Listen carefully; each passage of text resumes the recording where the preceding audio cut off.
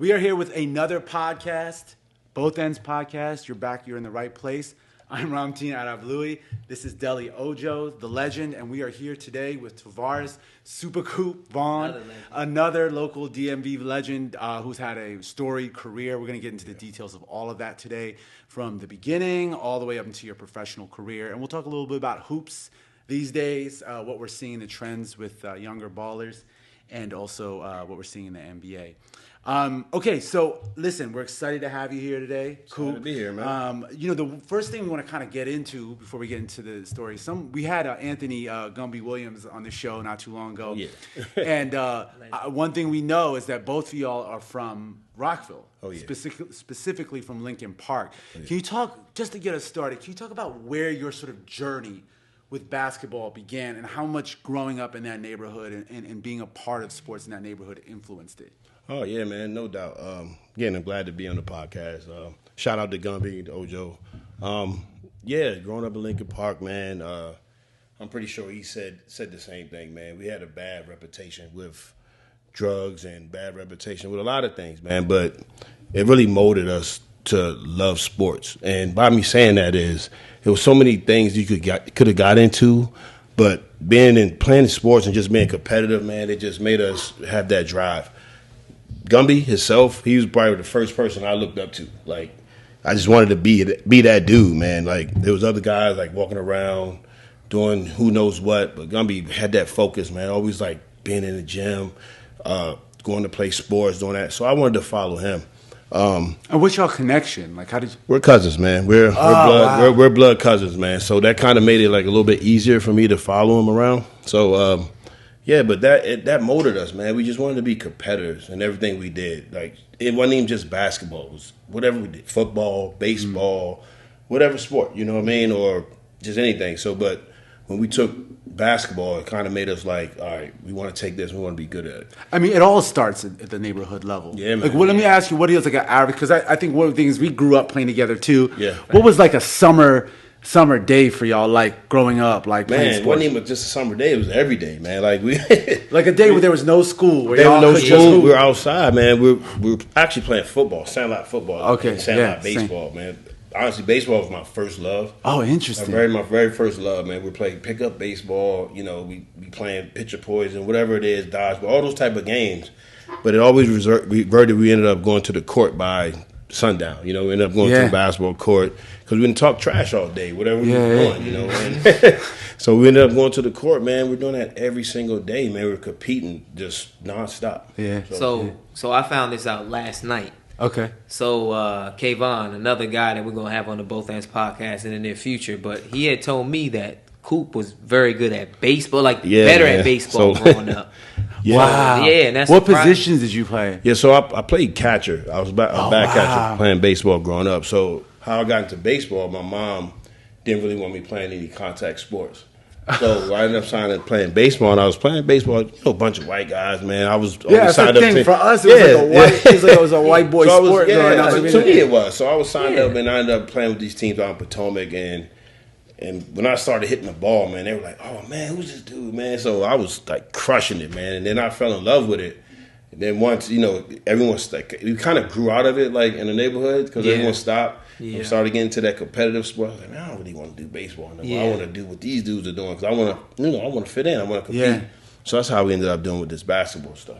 So after baseball... So was it basketball first or was it football? No, so you kind of attracted. So football was kind of like a natural thing, man. Like we played it all the time. It was like you didn't really have to work to be good at football. Like we just were out there like throw up tackles. Yeah, you don't need a hoop. Yeah, we ain't need no hoop. We just need a ball. Just physicality. So a lot of it was between cars, bro. Oh, all that, man. So it was kind of just matching your toughness, man. And then we just translated that to the field, and then we were good at it. But then we took on this basketball thing. It was like, oh yeah, we gotta work to do this, man. So it was just fun though, just competing at it.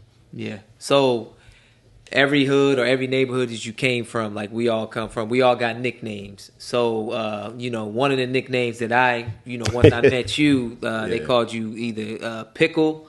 Where did you get that nickname from, and why was that your nickname? Man, Pickle, that was a funny story, man. It really had nothing to do with sports, man. It kind of do with the neighborhood ice cream truck.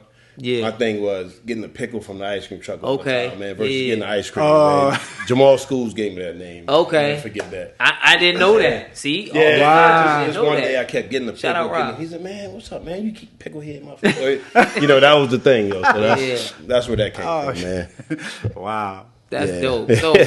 So when you got that nickname, like everybody in neighborhoods, had a nickname, Gumby, Pickle, Rocks, Feets. Yeah. So when you fell in love with basketball, when did you feel like you would separate yourself from everybody else?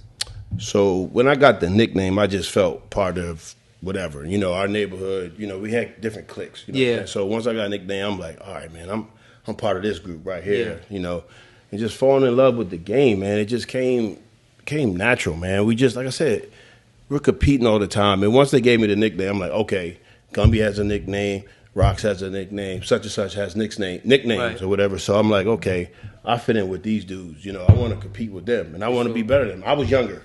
I was 2-3 years younger than those guys, man. So, but watching them like grow up all the time, compete, man, it was just a natural thing. Something I wanted to do all the time. So So he came from a single parent family, and when I met him, we were probably about 17, 18 years old. Yeah. And then that's when we transitioned from high school, because I played against him in high school, from high school to Montgomery College. So good old days, man. Yeah, those days I'll never forget. But so growing up in a single parent household, do you feel like that made you have to grow up faster? Or do you feel like that, you already knew, since, I was raised by my mother, you had to get stuff done? That's a good question, man. Like, when you think about it, you would think the correct answer is yes. I was grown up by a single parent and make me want to grow faster. Kind of didn't. Growing up being raised by a single parent, with the neighborhood background we had, there was so much support there. Mm-hmm. So I could go out and, lean on someone outside, or, like I said, anybody in the neighborhood. Like, our neighborhood was so tight knit, man. Like, you could depend on somebody for something, man. It wasn't just all bad. As I got older and I started realizing, I was like, you know what? My mom sacrificed a lot of things for me to be able to play sports, and so I didn't want to take that for granted. And once I learned and I matured enough and I was able to understand the things that she went through, or the financial inconsistency that we had, growing up, I said, you know what, man? Now that I see, now that I understand, like, being 18, 19, 20 years old, I'm like, this is how I want to end up supporting my mom. She wasn't there for the long journey of the sports and everything like that, but once I realized it, I was like, this is how I want to give back to her. Yeah, and it sounds like she supported you through different sports you were playing. Big time, man. Very much. Do you think that switching gears a little bit, but related to the kind of multi-sport thing, is I notice a lot of kids today are like specializing in a sport really early, but it sounds like between the different sports you played, and I think we all had this experience. I mean, I know Adele and I had this also growing up, but the fact that you played baseball, football and stuff, do you think that made you a more well-rounded athlete from a young age? Oh, yeah, that was our training then, man. We didn't have trainers. We didn't know what a trainer was. We didn't know how to condition ourselves. We didn't have no nutrition plan, anything. But we just knew playing different sports, like whatever the season was. We were watching on TV, it's baseball season. Or we go grab a bat and name ourselves King Griffey or some shit like that. You know what I'm saying? We go out there and play. And if it was basketball season, we go out there and do that. So I think by playing different sports, it tooled your body for different things. You was able to have different footwork. What you do in football, you have what you could have with basketball. Even with baseball, you pick up that ball and eye coordination. All types of things, man. So that was our training, like just doing different things, playing volleyball, dodgeball. We did it all, man. We did all those sports. And there's joy in that, right? Like it's less about I'm going to play this sport now so I can get a scholarship. It was more about fun. 100% about fun, about loving it and competing, man. You want to be better than the next person, And we didn't look at it like that. Oh, you playing this, you playing that. But in my mindset, like I said earlier, with playing baseball, I was like, but now that I know what I know now, they didn't think of it like that, Yeah. So, that was that situation right there. After after baseball was done and it was football, basketball, was there a specific sport that you was like, you know what, I'm gonna focus on more, or you was just like, you know what, I'm gonna do the football and basketball thing? I didn't, man. I was really focused on football. I'm not gonna lie. I was focused on football. You know, unfortunately, I didn't have the grades, you know, to go to the next level in the beginning. So I ended up wanting to go to Montgomery College. Yeah. So I went to Montgomery College to play football. Coach Martin was the coach at the time, and he recruited me and Daryl Jenkins at the time. We went over there to play football, and somehow the program collapsed, and I took myself just being bored and walked into the basketball gym. Wow. And these guys are there working out, and I was like. Yeah. And I was in there, and I saw these dudes working out, and Coach Hop said, "Is that Tavares Coop? What are you doing in here?" Yeah. And he knew my name, so I just was like, okay, I'm just going to play basketball, you know? So I played basketball. I remember you as a football player and basketball player in high school. We played against each other in basketball. But I'm like, can you just talk about how good you were at football in high school? Man, he was good at basketball. Man, I mean. No, I know. I know him But from basketball. well, I know you were at both. Yeah. But as a football player at that time, you were like a major Division I, like a legit Division I recruit. Yeah. As a young, probably like sophomore, junior year. So, can you talk about your football experience in high school a little bit? Great. Good football experience, man. Shout out to Coach Bonavia, man. He pulled me up from 9th grade to play varsity At Richard football. Montgomery High At Richard School. Montgomery. Yeah. Again, Gumby was on the team. Again, someone I looked up to that I wanted to be like. You was a freshman and he was a. I was a freshman. He was a junior. Yeah. Junior. I played a couple of games of JV, then I moved up and played varsity. Wow, as a freshman. So, Football, that's crazy. tough. that That's competitive tough. nature, man. You know, that competitive nature. Back then, too. Back then, Yeah. And Montgomery County football was Moco football crazy. was tough, man. Moco football was tough, but playing with those guys, like we were a pretty good team. We were pretty solid. You know, everyone in the world had this thing, you know, trying to stop Gumby. You know, and Yeah.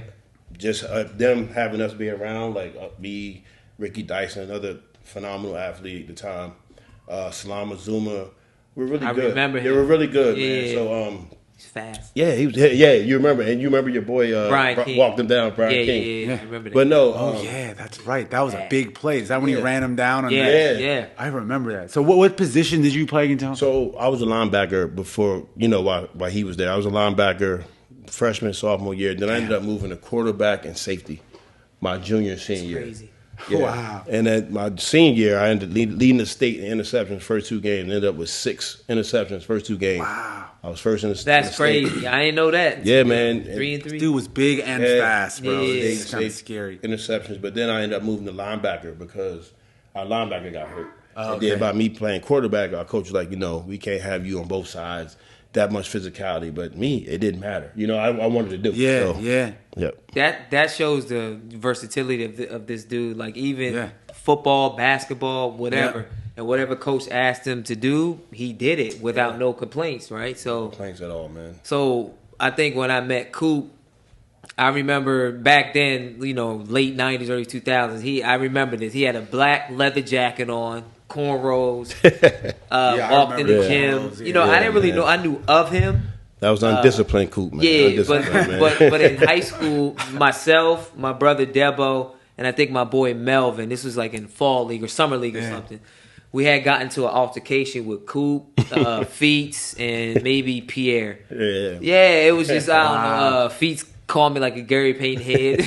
so you know what I mean. Then I was like, all right, let's just go outside. You know what I mean. So we went outside. We didn't even do nothing. So after that, that's just what it was. And then we went about our ways. But I remember running into Coop, and we just clicked that day. You know what I mean? Because when you go to Montgomery College, you try to figure out what you want to do in life, period. You're like, you know what? It didn't work out in high school. You know what I mean? So what's next? Yeah, man. So That's we all were interesting. trying to figure that out. It's interesting you said that, man, because, again, like, we competed, we battled all the time. But when I met Deli, man, I seen he had the same drive that I did, you know, and he loved the game. Shout out to my friends. I love my boys and all that. But they didn't love it like I did. Yeah. So it generally just clicked when I met this guy. He's like, man, he loved to play, man. He wanted to be around 24/7. I'm like, damn, this is what I like to do. So we ended up touching base, man. We ended up working out together, doing these things, partying together, doing a lot of things. I was like, man, this is a genuine dude, man. He has the same drive that I had. So that's what kind of made us click like that. You know? One thing we got into, especially with Deli in his interview, but you know, you were. I remember competing against you. It was so much fun. You used to kill us. You were a really high level player in high school. We had fun battles. I just remember admiring your game so much. You were tough. You were strong. I remember being like, because I knew you played football. So I'm like, damn. On the basketball court at that time, especially in the 90s, we weren't all lifting weights. No. Some dudes were just strong, though, and it came especially guys who could play both sports. But, you played at a really high level. You mentioned your grades in a second. For a second, how did you... So you shook off the disappointment, right? I'm sure it was disappointing. Oh, yeah. Even though you were performing at a level where you could have and probably should have gotten a Division I scholarship, the grades weren't there for you, right? Now, I'm sure we'll talk about this in a second, but it's sure a lesson you've passed on to your son, right? Oh, yeah. How did you then gather yourself? Because I know a lot of other guys who grew up playing with, this is the kind of resiliency. It's true. They give up. Yeah. They okay, I'm a talented athlete, my grades aren't there. You know what? I'm just going to, get a job, or in unfortunate cases, I'm going to go to the street, right? There's that option. What was it in you that made you be like, after the, let's say, program at MC fell apart? I mean, just forget that. Just having to go to MC. And you didn't decide to go that other route. Yeah. What was it? Was it just connecting with guys like Ojo or seeing? What was it? It was a lot of that. I mean, it was a lot of the connection with guys, but mainly it was looking at the people in our neighborhood, looking at the things that we all went through. Mm-hmm. And again, just looking at my mom, man, looking at the struggle, what she did, the sacrifice to put me through this stuff. That's just something in me. I admired my mom so much that I didn't want to disappoint her. I easily could have went a different route, easily. Yeah. Like you said. But I didn't want to disappoint her, and I always had that competitive itch. And I wanted to be better than some of the people that I grew up with. I wanted to be better. I just wanted to be a better role model, And I always worked in different programs throughout the community. Yeah. And these kids looked up to us, man. So I was like, you know what?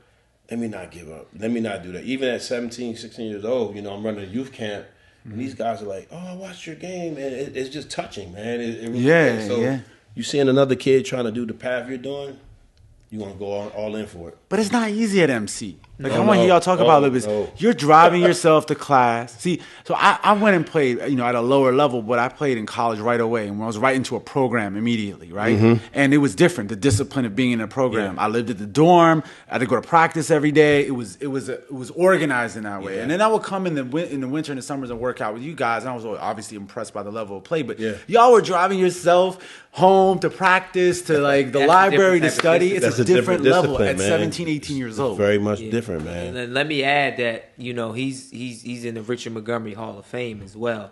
Not a lot of guys can say that. Him, of course. Gumby, I believe Kayvon as well. Kayvon's so that's just a special category, that you can put yourself in.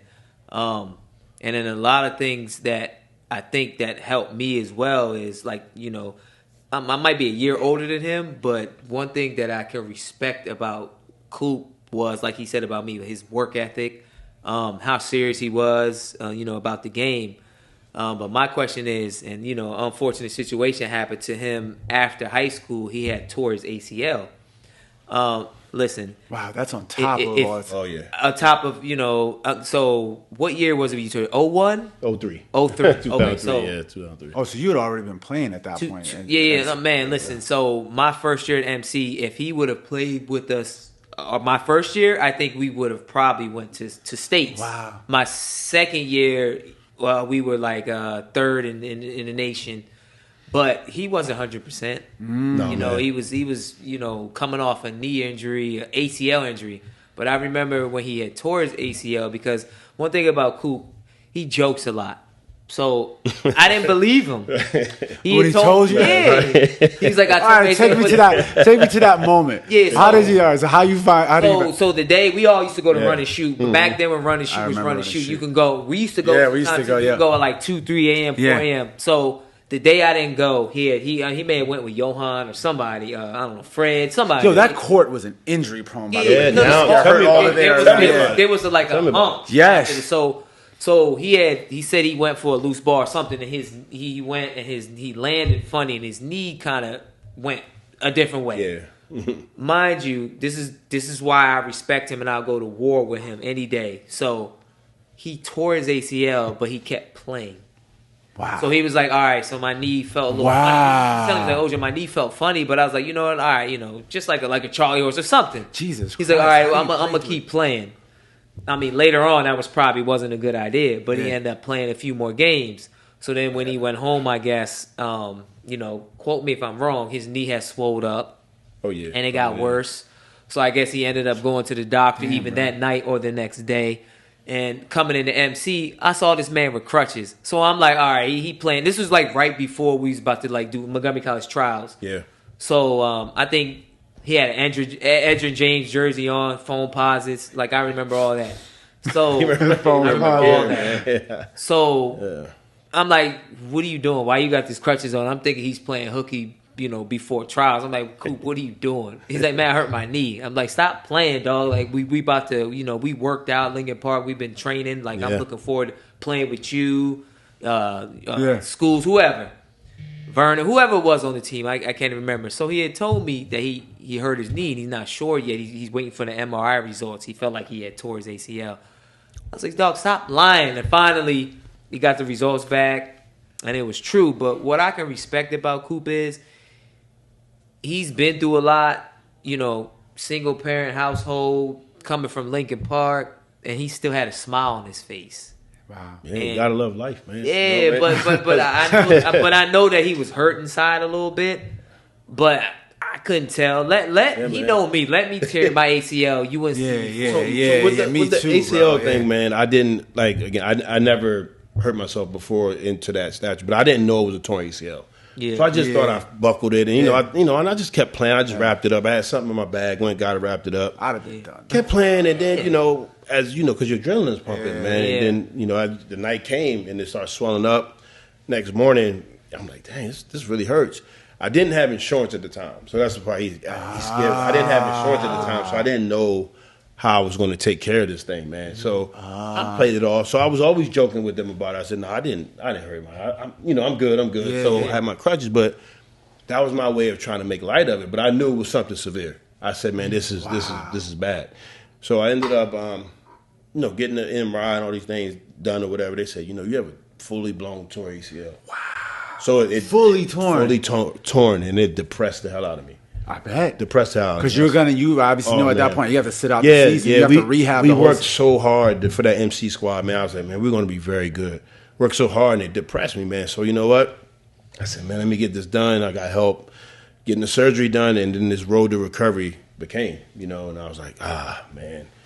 I remember. So I just want to, for the audience, so they understand, this is your first. This is going to be your first year at MC. This is my first year. Y'all at have MC. been working out in the summer. Yep. Mm-hmm. Y'all are very excited for the season. Yes. You get hurt, so you're gonna have to watch these guys play. Gotta watch these guys, yeah. And then rehab again. See, there's the thing. This is why I'm asking this question, because I'm not built like that. I know myself now as a grown man. Like I would have been like you're saying. Deli. I'd have laid low. You would've I don't seen know if I would have been able to come back and play after that. Yeah. Because then you gotta that's another hurdle you gotta and okay, this is also like 2003 and technology, medical technology is different than it is way now. different. Rehabbing Way different. a torn ACL. So I'm sure you had to go through surgery, then a rehab. So tell what was that like having to do that while they're all out there playing? So while they're out there playing, I would come to practice after I had the operation, come to practice watching these dudes. And I'm like, man, I really want to play. So I got to the after I had the operation done, I had to get the rehab done. Back then, you had to wait for a certain procedure to get done or a certain time limit to start rehab. Now you can just go right to it. Yeah. After surgery, boom. Yeah. So now I had this machine in my room. These guys used to come over. We used to play video games. Yeah, I'm sitting there in the machine. It's moving, trying to get the range of motion back. Yeah. Then I had to do rehab. So doing rehab. Once they would hook me up for the first couple weeks, but then they started saying, you know what, look, this is going to cost you like $15 a day, to do it. And I had to rehab 3 times a week. Wow. And I introduced that to my mom, and she looked at me like, where are you going to get that from, man? So the doctor I had at the time, him and his practice was very cool. So I would go in, they said, we'll do this for you. You come in once or twice. We'll send you things to do on your own, but you have to be disciplined to do it. Yeah, that was the tough part for me. But just looking at these dudes, I said, you know what? I want to play, and it was just depressing sitting there. So I rehabbed it myself after 2-3 months, and I recovered in 9 months. I wasn't 100%. No, but I would fake things in front of the doctor just to get out there on the court. Like I would fake the range of motion. It would kill me kill me, but I would pass certain tests and I would get out there. By year 2, I was back there on the court with them. I could, I was out there playing every now and then, but I'm like, this hurts, but I didn't. So even when you came back, you were like limited in how much you could play, the level you could play at. You didn't feel like yourself fully. I wasn't limited, but I was limited. If that makes sense. Mentally, I'm telling myself, I want to play, man. I want to play. So I'm lying to coach. I'm telling them things, that I clearly wasn't. And I'm trumping up papers, just to get on the court, man. And we ended up going. And this part, he has a lot of video clips, man. I hurt myself one possession. I bent my knee the opposite way. Oh my God, it hurt so okay, so bad. tell me about what was that? What was that play? I don't remember the actual play. I remember we were on the court. I don't know if we were diving for a ball, me and him together, whatever. Somehow I ended up hyperextending my knee. And I'm like, surgery. The same first surgery. thing in my mind, I didn't. You popped it. Yeah, I popped it. He helps me off the court. Get home that night. I sit down. Back out there the next day. I never went back to the doctor to get looked at, man, because I just wanted to play with my guys. Because you hear guys say all the time when they do a serious injury like that, it's the mental part. That's the hardest part to get over. So that's true, man. Not getting hurt again. Always worrying, like, am I going to come back? Moving differently. It's bad. Yeah, it's bad. But because you never had a catastrophic injury like that. Neither did I. No, just like the most recent injury I had was like a calf injury, but like that even mentally, that was when it required. It's draining. It's mentally draining, man. It can take you to another level. It can put you in dark depression or whatever it is, But just being around your guys, man, it just gave me that aura. Like, man, I want to be out there with them. They fighting. I want to fight with them. No matter if I am hurt, right? I'll be all right. Let's go do this, man. So like what like amazes me about him is his size and prime Coop, 225 ish. Played at 225. All solid muscle, and I could trust. Like I always thought, I know I was the like best on ball defender, but if I knew we were in like a pick and roll situation and I was with Coop on defense, I didn't even worry about like switching off because I'm like, you know what, the way that this guy moved laterally, like. Seriously, he could move with point guards. Yeah, I remember. Yeah. And you couldn't muscle him because he was a brick. You know what I mean? And the athleticism that people don't know about with Coop. Like this guy used to windmill. Drop step, cock back. And he's not that tall. I mean, you know what I mean? Let him tell he's 6'3", 6'4". How tall am I then? 6'2". Don't make me stand up right now. Yeah, so he's like 6'2", but just the way that. When people are different and special, like you don't gotta say much. Yeah. And I don't know if it was meant for all of us to meet each other in this lifetime, but just the way that I knew that this guy was special was just the way that he was very agile and he could move. And certain guys at his size didn't use their size. He used all of it. Like he if it's a little dude, he put you in the post. If you taller than him, he'll blow by you. He'll lock you up. Like even with me, and I'm one of the quickest dudes around here. At one point, I would have problem going by him in his prime. I'm like, dang, this dude. I remember the first time we played at Richard Montgomery against you guys. I don't remember exactly, but I had like a bunch of points. You had a good game, 50, man. I remember that. And then they put him on me in the second half, bro. I remember that. I had like 4 points because the strength. I couldn't. Yeah. Usually, if I get, remember how we were always taught get your shoulder low, attack the top foot. I did all of that, man. And this dude would just get a forearm out, and it was hard. Like I think that was really one of the things that you're shooting, of course, even in high school. But what you set you apart when I started first playing against you was just your size speed combination, like you said. That's not that many guys that were like that, especially back then. Not in Montgomery County, when you look as far as basketball at his position, I mean, you had taller guys like Marvin Moss or Victor like they were labeled centers though. Even Dante was like guard. But what was different about Coop was like he had the size and the ability to move with guys smaller than him. So I guess my question for you too, let's revert back to high school. What was your most successful year? I'm probably you would say your senior year, but I felt like you were very good your junior year as well. Yeah. But like after you transitioned from high school to college, like were you already aware of like your status of like being like very known in Montgomery County, or you still felt like you had something to prove? Oh no, I always played with a chip on my shoulder, man. Back, you said what was my best year. I think it was my senior year because I had time to grow mentally, And most of that part of me, like you said, I already had the physical stature. I just needed to grow a little bit. Needed to get a little bit more maturity, a little bit more discipline, and just see how that year. Yeah, just to see how others was gone already too. Like my guys were gone. My guys were gone. That was your team. They were gone. Yeah, just to see how things were, and just playing for RC all those years, I got to see certain things. Even though with coaching changes or things like that, I got to grow a little bit, and I was able to fit into my role and like just be that leader. And I felt like I had a pretty good senior year.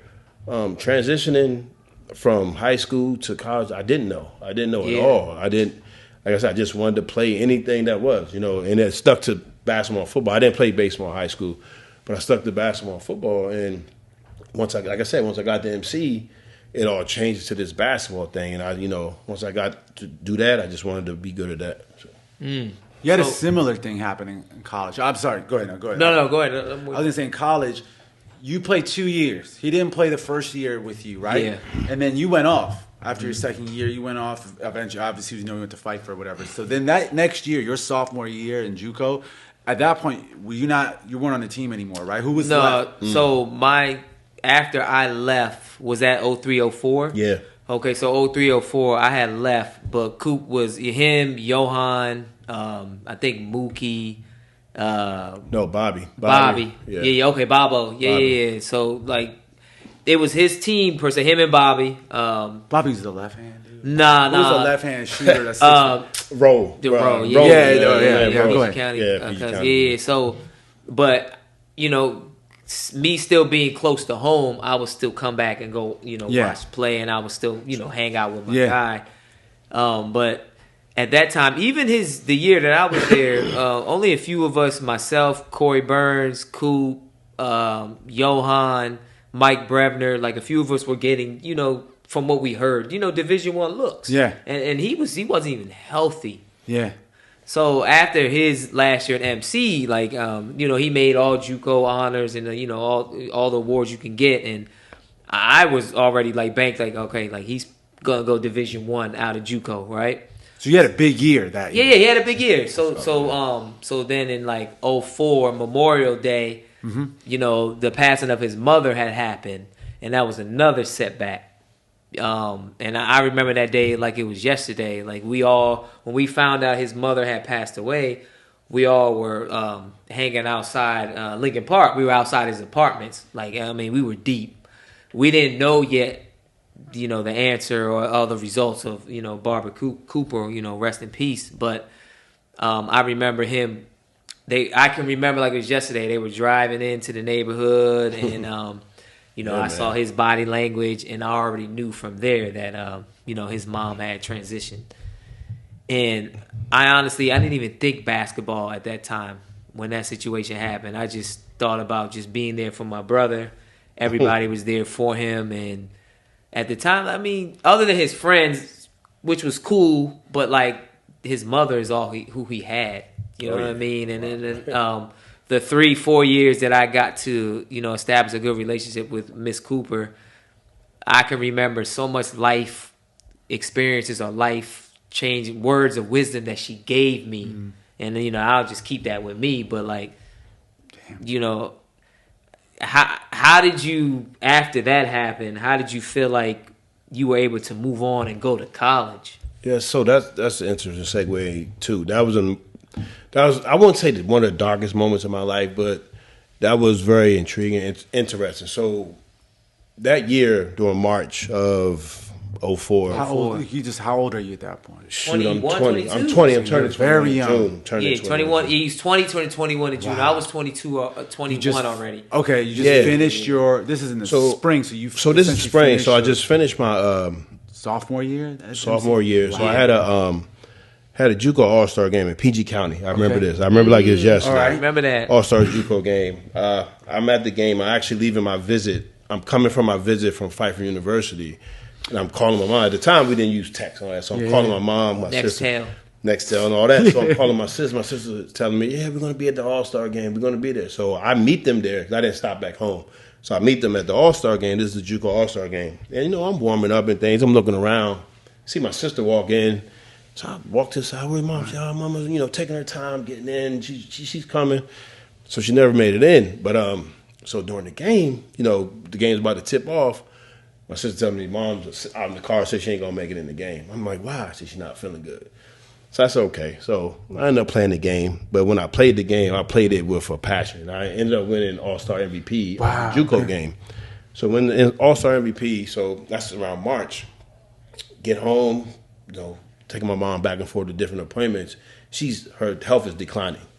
Health was declining at the time. And I didn't want to, think nothing of it. So the guys from MC, that was my house. My house was the place we all came. We were in between classes and all those things. Right. And they would know certain things. I know I could look at them. They wouldn't say it, but they could see certain things. My mom didn't have certain energy, but. Can I ask, did she have cancer? No, so she had a thing called sepsis. Oh. Back then it wasn't treatable. Now, like you said now earlier, you can treat it. Yeah, you could treat it. But then she was blood infection. Yes, and it went through her body so rapidly, and it just she took ill to it. From the time of the All-Star game to her passing, how long was that? May. She ended up passing in May. So a couple months. Wow. So she passed in May. So what her thing was, go to college. Go to college. That was her thing. So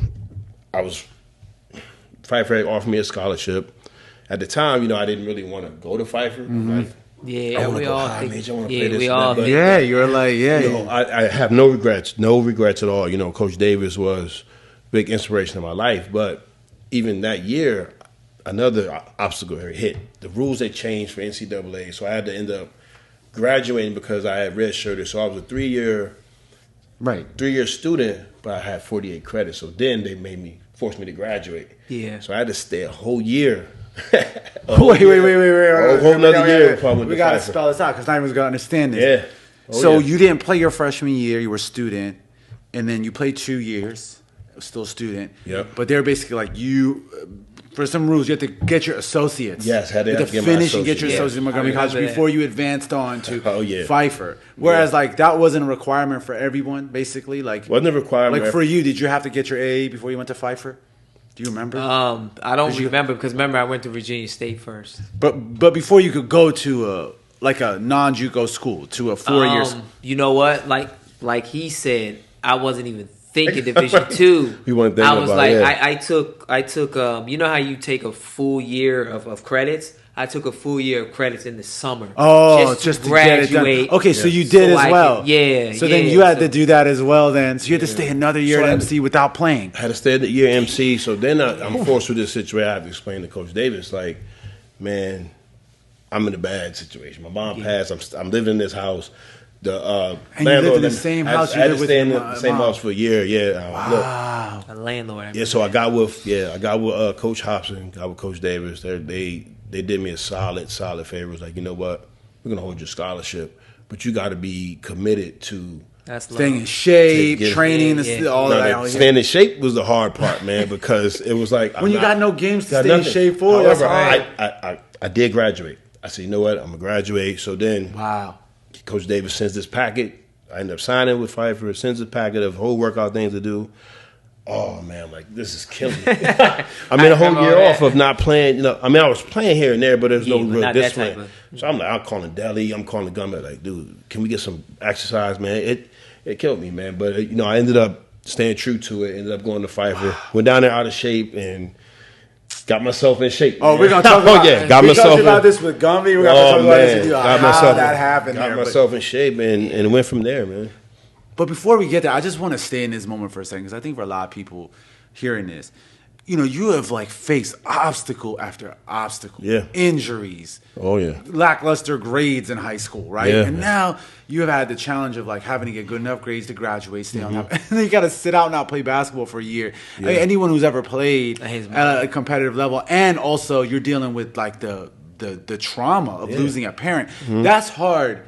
For anyone at any age. People lose their parents at 50. Let's say your parents are in their 80s and you lose them in their 50s, which, God willing, that's going to be us, right? Our parents are going to live till very old age and we're going to lose them. It's hard then. But as a 20-year-old, you're not even fully developed yet. You're a kid.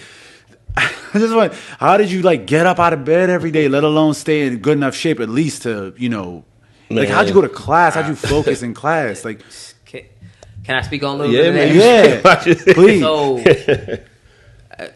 I was there.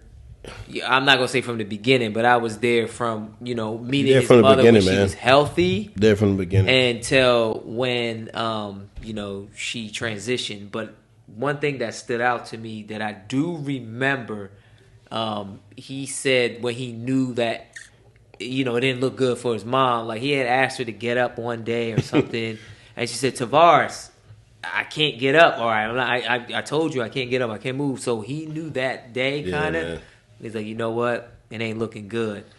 But one thing that I never told him this, but like I used to be inspired and like it motivated me because I'm like, man, both of my parents are still here, right? And I'm very appreciative of that, and I love on them, every day. But I was like how can this dude, like just being raised by his mother and then his mom passed away and then like how can you still be able to just manage mentally? Yeah. And then him going to college and then him having to sit out a year and then him having to, play the second year, and it was just so much obstacles. And I was there with him when, I was in his house, every day, when we were trying to, when he was going through that situation, not just me, Zeke, and I can name Jamal, Gumby, Rick, like a lot of people. Yeah, there's a lot of people, man. And I think for me, like we all have this threshold, like we all reach a point where we max out. We like, but I always, like I said, I looked at people and I always, I would have daily talks with my mom, and she was very inspirational. Always told me things like, man, look, you have a roof over your head, you have this. There's always someone out there that has it worse than what you have. So I kept that mindset, no matter what it is. Like you could cry wolf, you could blame somebody for certain things, but in reality, no one really cares. So you're just as good as your last day. Like you got to get up and you got to get out there and do what you need to do. Yes, it's easy to complain, it's easy to cry about it, it's easy to do certain things, but no one really cares, man. So I kept that mindset of like, I got to do this, man. I want to do this. And my friends, man, I have some of the best friends in the world. I would never change that for anything. They're good. Even if they didn't see certain things, they seen certain things in me and kept me going. Even with Ojo, like I said, me seeing him, he picking up that ball and doing this, he was a good friend outside of basketball, man. We have stories for days, man, that, life stories, and that I will cherish the rest of my life. But those are the things that kept me going, and you know what? I always keep that in the back of my mind. I have my mom tattooed on my arm, my back, all that. You know what? Things get bad, I end up doing a double tap or I tap myself on the back. You know what? Let's go. Let's pick it up, man. It sounds like basketball and the community that you were a part of through basketball is what kept you going. Yeah. Sounds like that's really the answer, is that this not just the game, but all that came with the game. All the game people you met, right? The family you made basically through the sport is what kept you going, right? The family you made with it, man. Like that little round ball has taught me so much, and it's built so much around me. Even with my coaches, I call them family. I talk to them to this day. Wow. For advice, I talked to Coach Davis yesterday. Just life lessons, man. We didn't always see eye to eye, him, or Coach Hopkins. We didn't see eye to eye. But I see the method to the madness now that I'm a grown adult. Yeah. So I sent them letters and just thanking them for just staying on top of this hard-headed kid, Yeah. Like, they seen certain things that, this motherfucker, he can play, but he just needs this discipline. And they held me accountable, man. And I would never change it for the world, because it brought me to who I am today. Wow.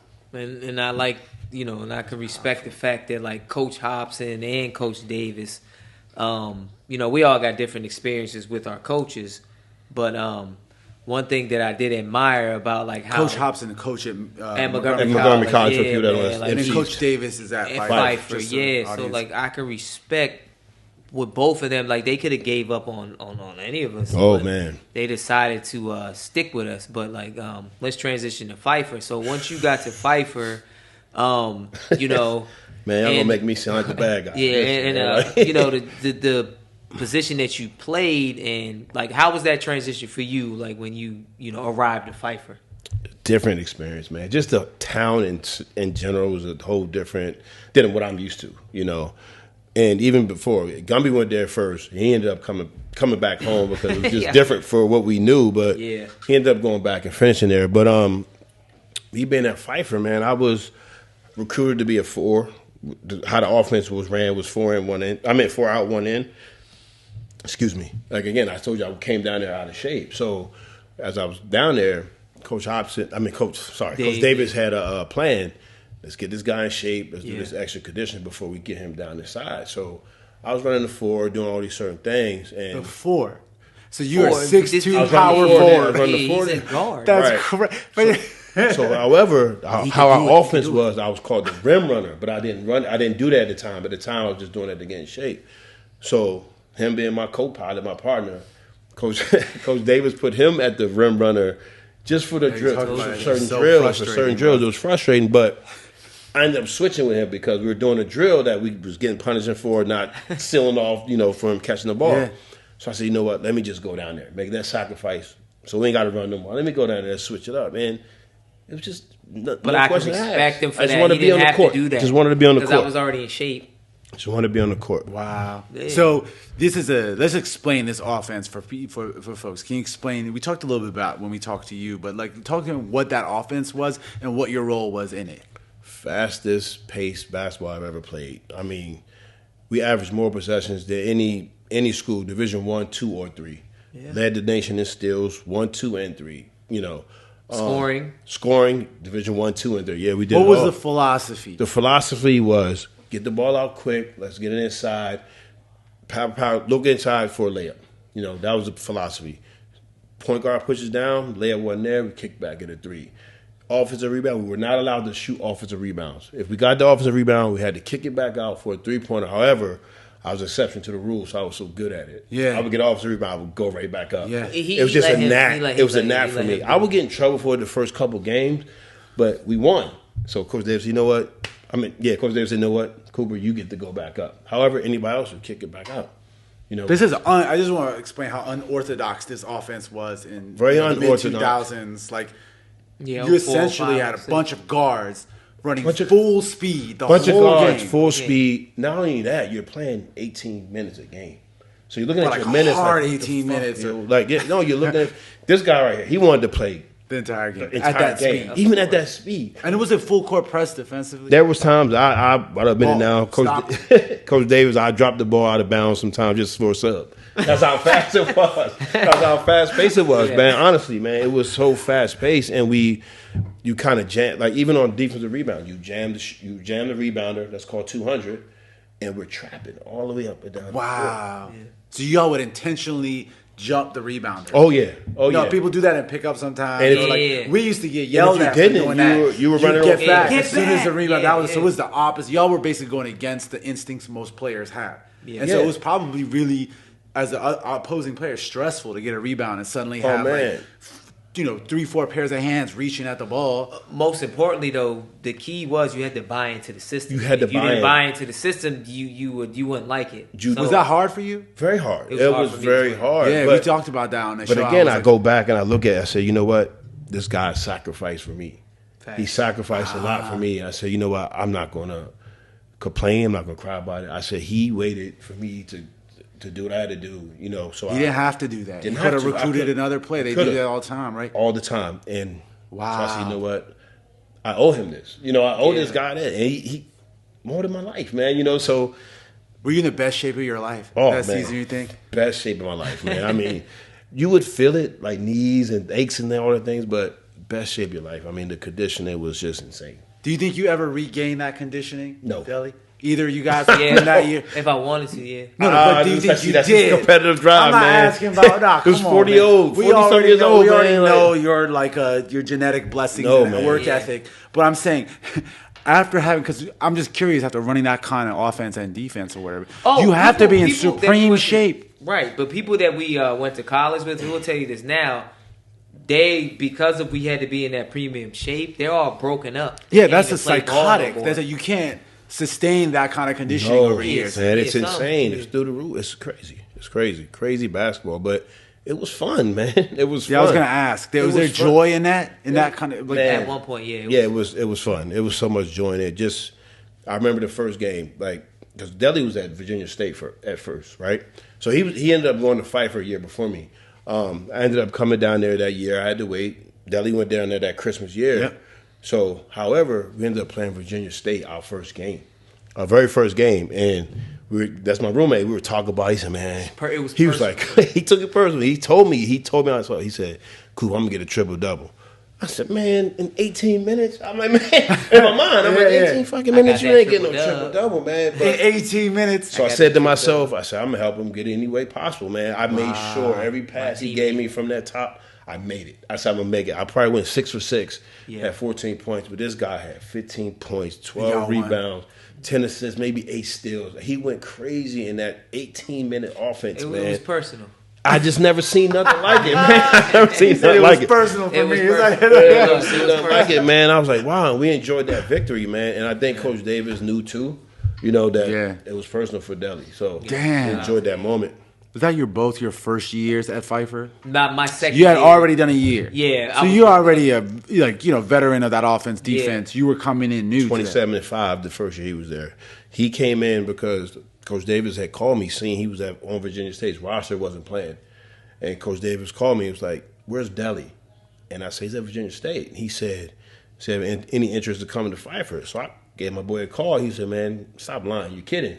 So, again, things were different then. Then you had to get a release from your coach. And it was very hard to get a release. Yeah, we talked about that. Now you can jump in the portal and all that type of stuff. But, he had to get his back release. He got his release done. He stuck to his word and was down there by Christmas. And I don't think they lost a game when Deli got down there until the playoffs. We got in the tournament. We started halfway through the season. Yeah. And then y'all got a full season together the next year. Can y'all talk about what that was like?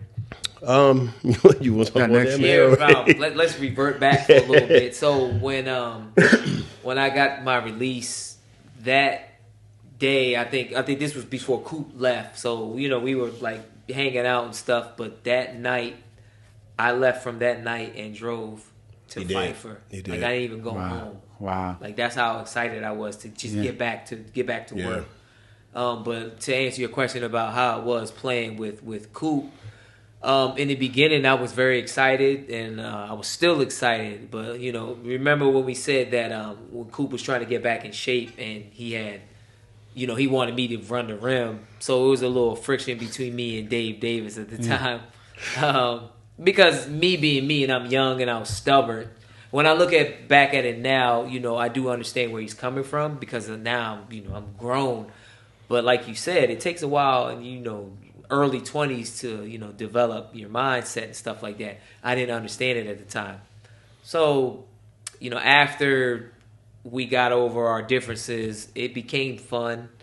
It was an up and down year for me personally, but I feel like it was good for Coop to get his legs back because that following year, Dave Davis gave him and DeMario Guerrero typically the green light. But it was special for me my second year. My first year was cool, but I came in there half of the season. But it was special for me because I got a chance to play with Coop again.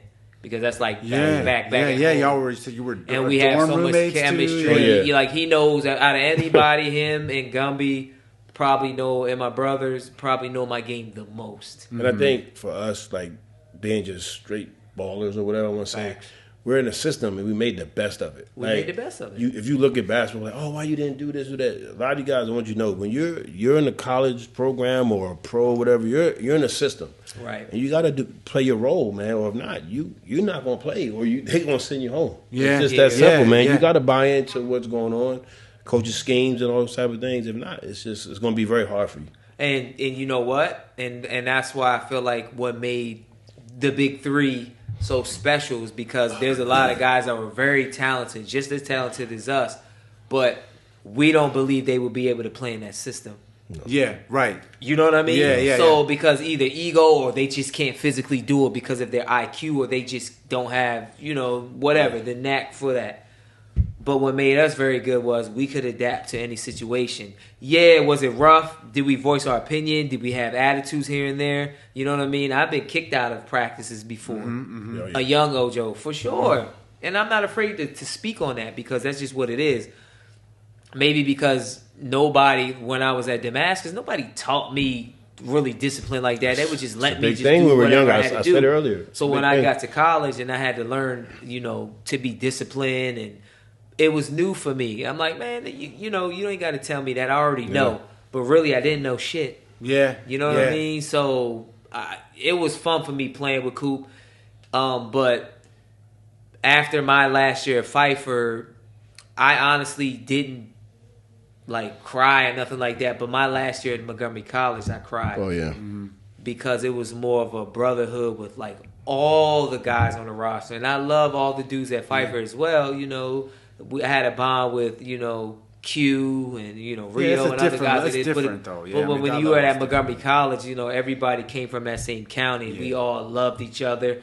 I remember crying that day, and I remember, God rest his soul, Tunde, like he was like, "It's all right, Ojo, you know what I mean? It's good, But I was like, you know what, Tunde? It ain't never gonna feel like this again. And it actually hasn't. And it hasn't. And I remember Coach Hobson saying one day, because we always pray before each game, Remember that. and he would say, "Man, you guys better play like your last." And he would tell stories how he would sit in the shower and cry for hours. And I'm looking at him like, "Shit, not me. I ain't crying no shit." But man, you go through so much with your teammates, man. It becomes a family, and when one goes down or something doesn't go right, it hurts, man. And then you hit that last game, and it's like, fuck, this is the last time I had the ball with these dudes together. Yeah. It hits a different nerve, man. It really does. It's a lesson about not taking it for granted. Yeah. You only get so many.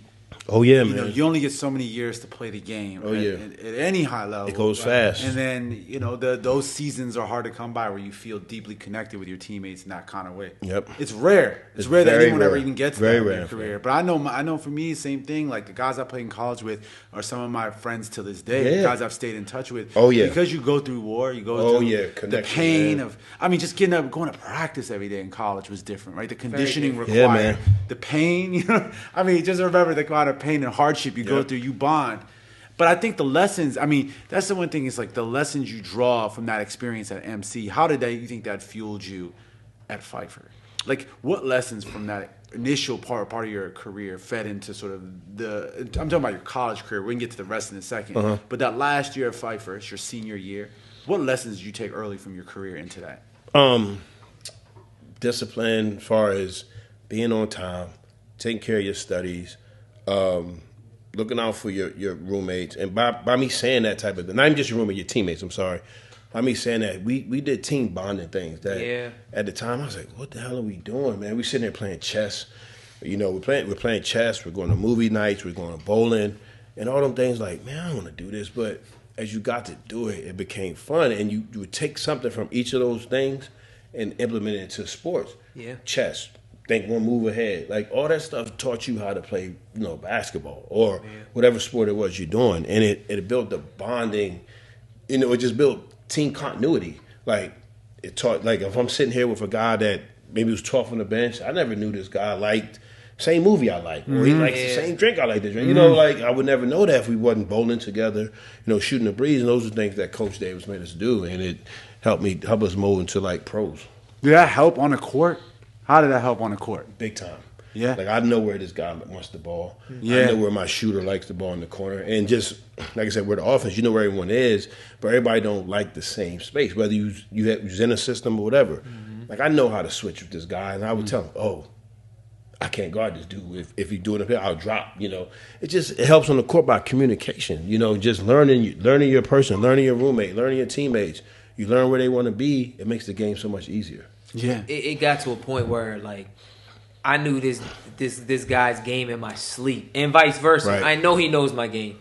Like he knows when and where to throw me certain oops or just certain situations, or like I knew this and the third. But he had a more successful career at Pfeiffer than I did. Like honestly, and I'm just speaking facts as far as like numbers and stuff like that. So once Coop had he was in articles, got all CVAC honors, like he had 20 and 10, like double doubles, all type of stuff.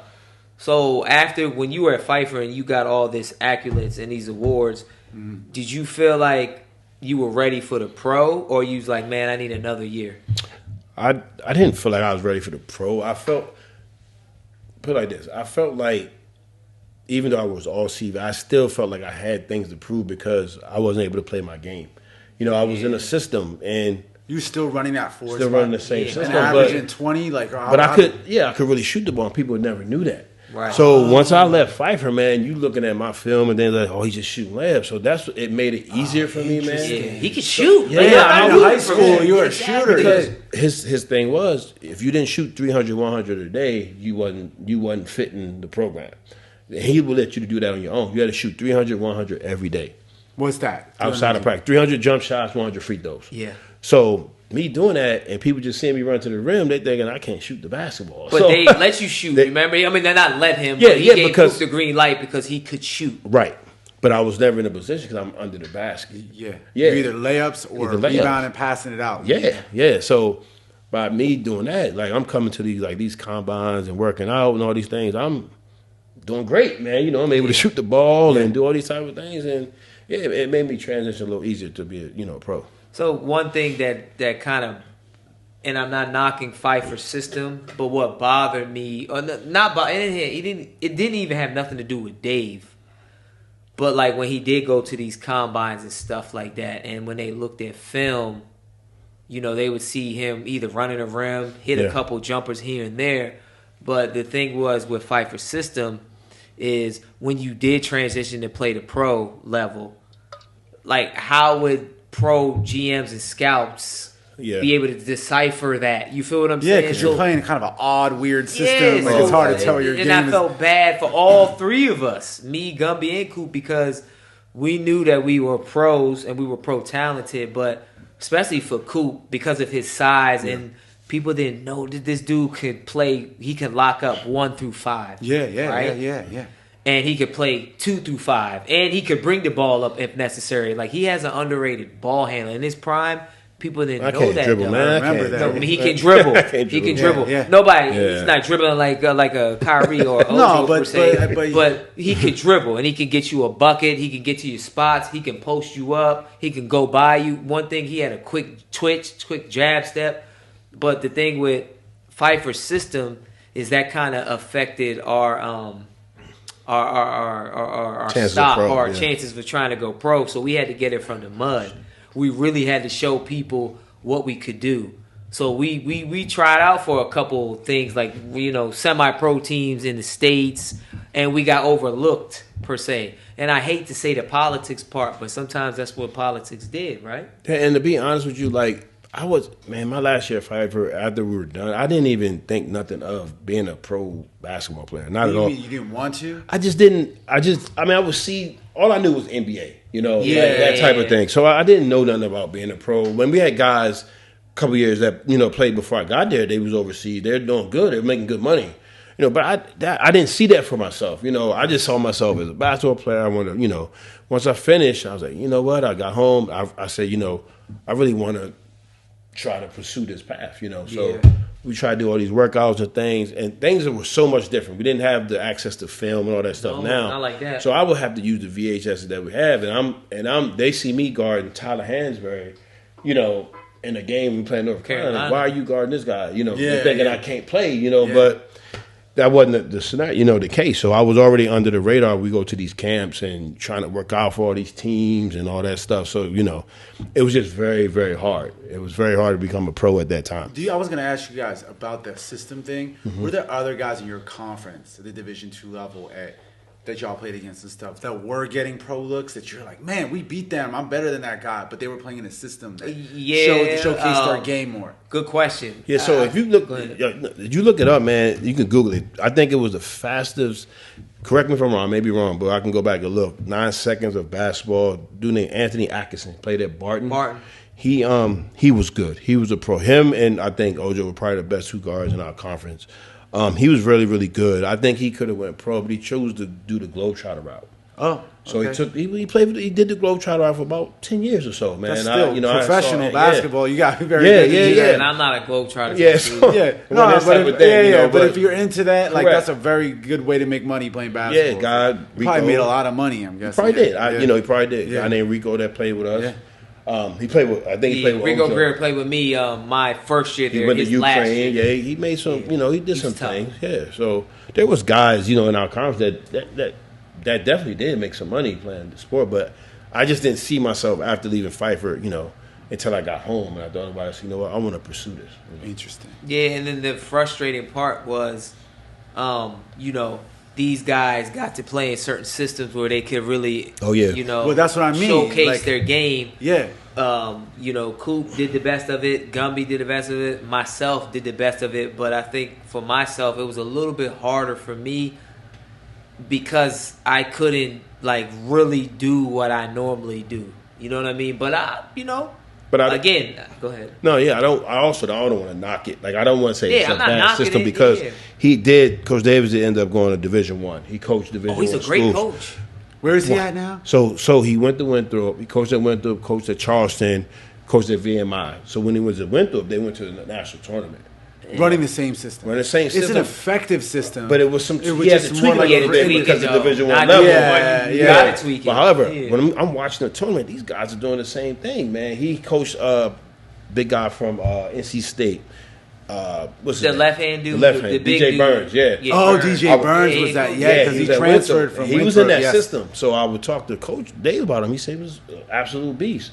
But I'm pretty sure there were certain things that I seen him do at NC State. He didn't do at Winthrop. Of course. For sure. He couldn't back down, do that 5 seconds, 6 second back down that he would do at North Carolina. Right, so it was definitely a method to his madness is that, with that system, it's not all bad. Even Pat Kelsey right now, that they coach together. Coach Davis and Pat Kelsey, and he's at Louisville. Yeah. And I see the defensive philosophies. I see the things that they're doing. And he even said himself, he said, give some credit to Coach Davis, but them two mindsets, man, you put that on the court, man, it's hard to see. I definitely love the defense philosophy because that one of my strengths, and I think at the time my biggest strength was the defensive part, so I never complained about that part. And I didn't really complain about the offensive part. Maybe I vented to him in the dorm room about the offensive part, but at the end of the day, it was successful. We won a lot of games. We were younger, man. Our mindset was different. Our mindset was different. At the end of the day, if you really want to play basketball and you want to leave a legacy, you want to be known as a winner. Yes. I don't care about that other stat bullshit. Winner, yeah. I think that's an important thing a lot of young players miss. Is that now you average 25 points a game on a losing team. Yes, it's hard to justify recruiting a guy like that because you're like, man, you want to see wins. But I hear that shit all the time, man. I hear from these kids. I'm big into these, giving back to these kids now, trying to teach them some of the certain things. And I know what's going through one of the ear and out the other, man. I could say to them, man, you want to be a winner.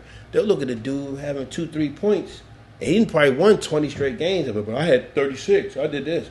I don't give a fuck. You know what I mean? You're not a winner in my book. You're contributing to winning basketball. Yeah, that's me. Now, of course, there's exceptions where there's a really bad team. Obviously, yes. But obviously. a really great player can at least take their team to something wins. Yeah. At least to a decent record. Don't got to be the best team, but I think winning basketball is a different kind of basketball than necessarily flashy, high statistic basketball. Right? And good coaches and scouts can kind of see the difference between those two things. Right.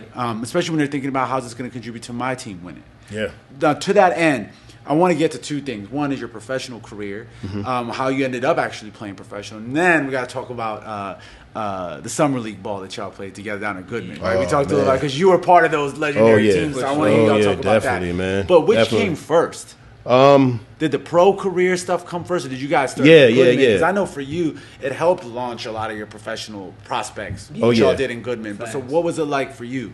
Yeah, so the pro career, man. I ended up playing with ABA team, and so you got back home after Pfeiffer. Yeah, what's the process then, where you start playing professional? We'll stand in the gym. We were just competing. You see all these 2-on-2 things now on TV and all that, and the 1-on-1s. We were doing that every day, every single day. We just didn't film none of that stuff. We were doing that stuff every day just to keep our minds sharp or staying into the gym. So we would just look at certain things online, certain team is having a tryout. So we would go to all these certain things and try to jump on. And of course, I hate to say, the politics of the game, no one knew you. You wasn't getting picked up, man. A lot of these things were just money gimmicks. They were taking money for you to try out or whatever. But I did, ended up getting on the New Jersey Express team, playing with them. Played with them about ABA. Played with them about 6 months with my boy Johan. Johan he actually helped me get onto that team. My first pro experience, man, contract was $200-$300 a game with incentives. Yeah. And, that also meant you play hard. But we would drive every weekend. You moved it, so you were playing the weekends. You drove. Yeah, to we Jersey and drove. other places? Paid the fees, whatever coach you paid, tolls and all that type of stuff. Do you remember playing against us? I do. So Yeah, wait a minute. They beat our ass. Wait a minute. So you also played in the NBA at that time? Yeah, I was You in Delaware Yep, First State played Fusions. That's where I told you the story where Yep. they bounce our checks. Oh, yeah. Baby Shaq, Derek Payne. Yeah. True story. My I true haven't story. seen him since. Yeah, real talk. Is that league done? No, NBA? ABA's still going on. They're still carrying on, but it's obviously franchises. Yeah, within I don't the team that follow were this different. with better. Some had more money, and better sponsorship. policies. Yes. So this Jersey team you played on, you get on this team. Now you're playing at the professional level. playing at the They are professional paying level. you to play basketball. Yeah, Talk about the difference in the intensity to and the the level. viewers. Again, it's pro basketball, man. You're getting paid. Yeah. You're getting paid to play. Someone's paying you to come perform. So the intensity of it, man, I mean, I would say this. College basketball intensity probably was a little bit more.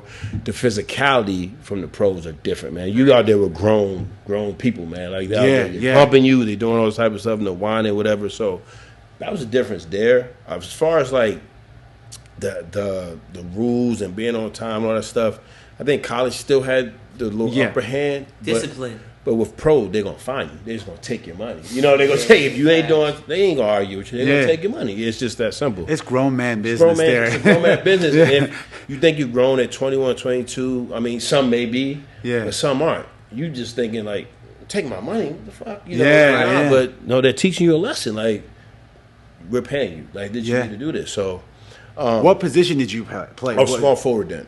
Okay. Small forward. So I was able to play, like, a little bit better role, than I did at that Pfeiffer.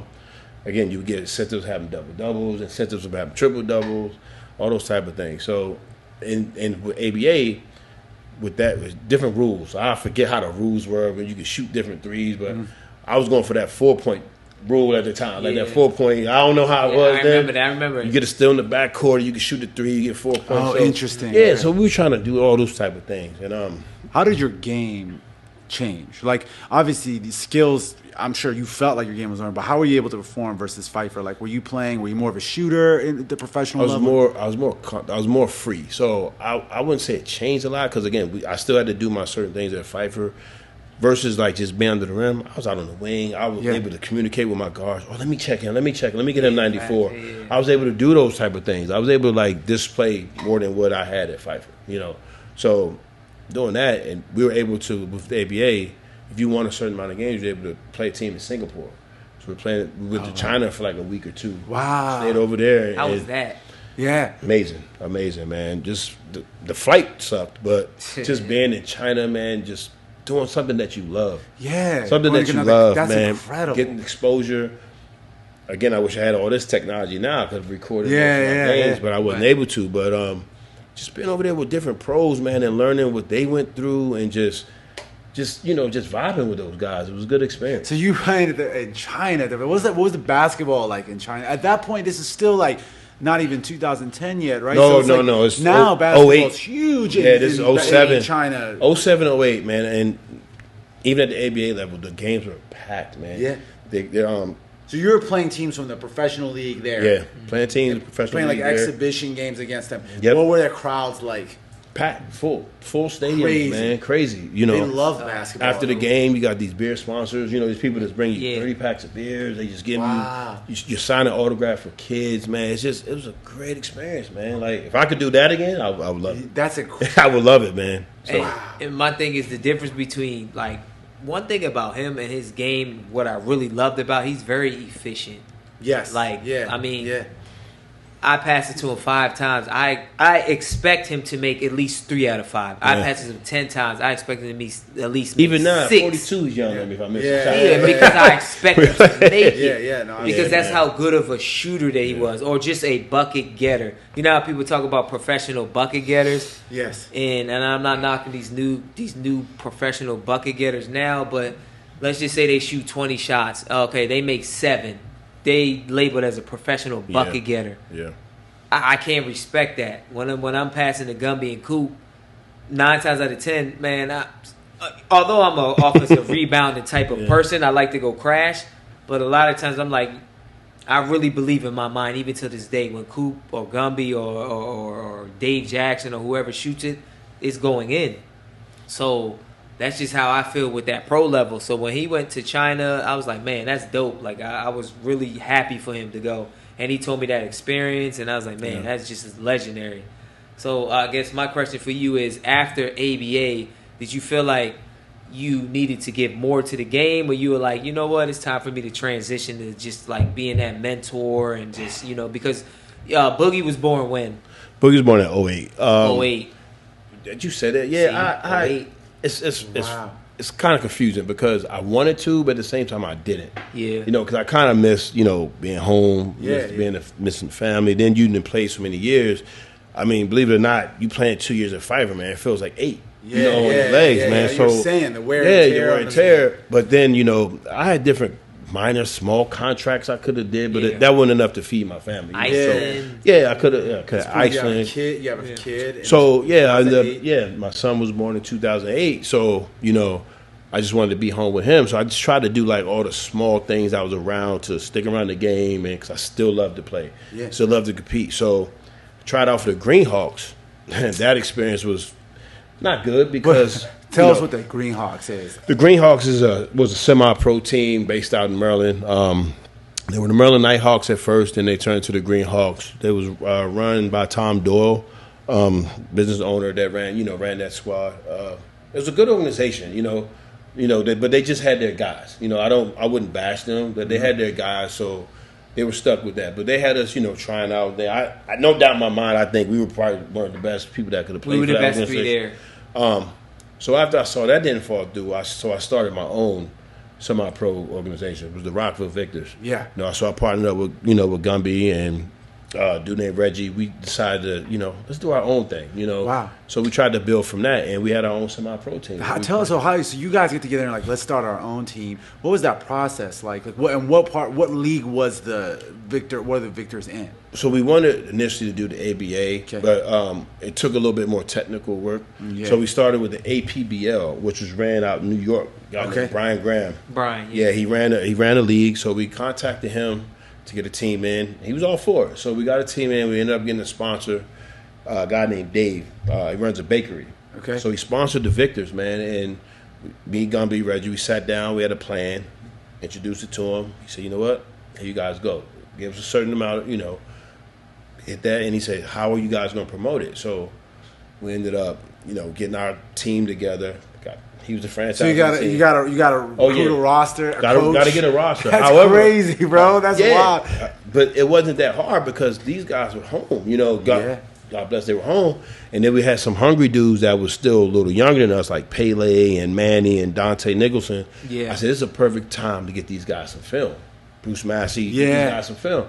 For us, we're trying to, play and get paid and even eventually, go overseas. But these guys were much younger, so I was able to get these dudes some film. Get these guys out of here. Man. At this point, were you back from Canada and Mexico and stuff, or you hadn't done those? You had done that? Yeah, I was back from Mexico, Canada. I did have a contract to play in Dubai or something like that. It was crazy.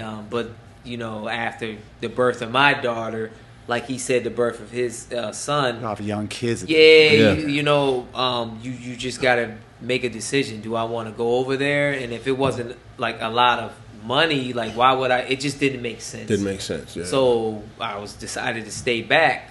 Wow, so you get these guys. So you like recruit Delhi. Yeah. You get these young guys. And Bruce Massey, isn't he playing in Qatar right now? Isn't he that guy, or am I getting wrong? Yeah, no, he is playing in the Middle East right now. It's either Dubai or Qatar. Yeah. One of those. But he's so still at this right point now. he's a young dude. Oh, early 20s. Young lad, man. Out of college, basically. Man. We kept right him, out of college. We kept him like straight line because he was in certain situations as us, like he was a little frustrated with certain situations with politics. That's crazy. So and you had a launching point for younger pro players too at this point on this team. We tried. I didn't know that. Guys. Yeah, a lot of these guys. That was the goal for them. I was more so still the franchise or whatever. You were still trying to you were still playing. Of course. Yeah. But like at the end of the day, I also thought about both sides of it because I'm a little older. I'm in my early 30s to mid 30s. Yeah. So I'm like, I know I'm not going to be able to do this forever. So the goal was to get a lot of these younger guys film. Mm-hmm. And, I was pretty good at editing and making videos. Yeah. I would make the, Rock with Victor's highlights or mixes and stuff just to help these guys. A lot of these youngers didn't see that I seen the future. Oh, yeah. Because I already knew that, at the end of the day, because I was in your shoes, if you're trying to get on, yeah, man, you got to show what you can do. And that's what the goal was with the Rockville Victors. And I felt like it was rolling. You know what I mean? How did y'all do that? Were you guys surprised? Our first year, I think the Victors last 5-6 years, maybe 4 or 5 years. Can't remember offhand, but our first year, we lost one game. Wow. One game, and that was the championship game. What? Yeah, so y'all were undefeated all season. How many games were in a season? 16. It was 16 game season. We would go to New York. We would go to Jersey. We would go to Philly. Play these guys, man. And I'll tell you, man, we would get there, and these guys like, man, yo. With that accent, like, where you guys play at, man? Who are you? No one knew who we were, man. I mean, we're beating teams by 30, 40 points. Because you're playing NBA-type game. You're playing 12-minute clock. And for us, again, we went to Pfeiffer. We averaging more possessions. We're trapping all over the court. So we were used to it. We're putting up 100. Who was your coach? Jamal Schools. Jamal Schools, our coach, yeah. So, Jamal Schools all coach. right, who's the starting lineup that first year? Who's on First that year, it was Ojo, Gumby, me, Pierre Johnson, and I can't remember who was the four. So y'all were playing small ball at that level? Because I'm sure the other teams had, some of them had size. Yeah. Y'all are a lot of them dudes, and that's the thing when you knock with this semi-pro stuff, and it still bothers me to this day. A lot of the semi-pro dudes, they came from Division I programs. Unfortunately, situations happen like ours. Oh, yeah. So they're trying to get on, get filmed, and then get back overseas. So when we played against a lot of these teams, a lot of these guys were professional basketball players. All of them. A couple guys played in the G League. We had Lonnie Baxter at one point. Yeah. He had a stint in the NBA. Wow, yeah, of course. He was All-American in college. And in that APBL league, there was a couple former NBA guys. It was some legit. It was legit at one point. But shout out to you, Brian Grant. You ran a good league. But people would, looking from the outside in, would be like, man, this is mediocre. But once we earned our names and earned our reputation, they knew it wasn't mediocre. They're like, yo, you got guys like these dudes that can play, and they're in this type of league trying to get on. Okay, respect. Wow. And so I think that's the first chapter in this sort of like post professional in that part of your career where y'all were slept on to some extent, right? Like they didn't know, because we're going to talk about Goodman League in a second. Oh, yeah. That's the next chapter of guys like not really knowing who you are. But so you went undefeated that first season. Undefeated, man. And so do you feel like, looking back on it, that experience playing in that league, totally worth it? All the hard work and organizing, all of that. Because then you're not just playing, bro. You're like organizing. You're like on a different side of it. Very much worth it, man. If I knew the things I knew now, I would run it totally different. In what way? As far as the business aspect of it, like as far as like choosing who's in office, what type of decisions we're making, how we going about paying guys, just all that type of things. I would change that type of stuff. But as far as playing the competition, I mean, we were playing the best around. We were playing the best around, and nobody couldn't say nothing different. We're playing the best in the DMV, the best in New York, best in Philly, and we're coming out on top. Wow. We all scoring a lot of points a game. Like we all 150, 140. I mean, there's film. We were putting up threes left and right. We were dunking on. I mean, we were playing good basketball.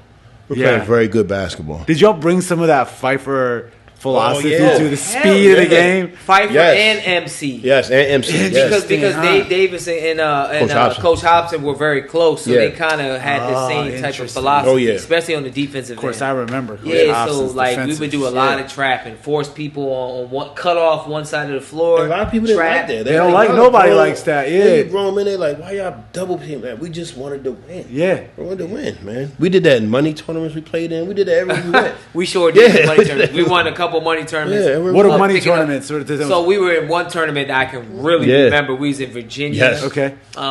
We were picking up full court, trapping, left and right. Yep. And there's a possession I'll never forget because we wanted to win so bad, and financially we was in a little bind. Yeah, we needed that. So I remember myself, Gumby, and Coop, we all dove for a loose ball, and we all ended up looking at each other. We were all fighting for the same ball.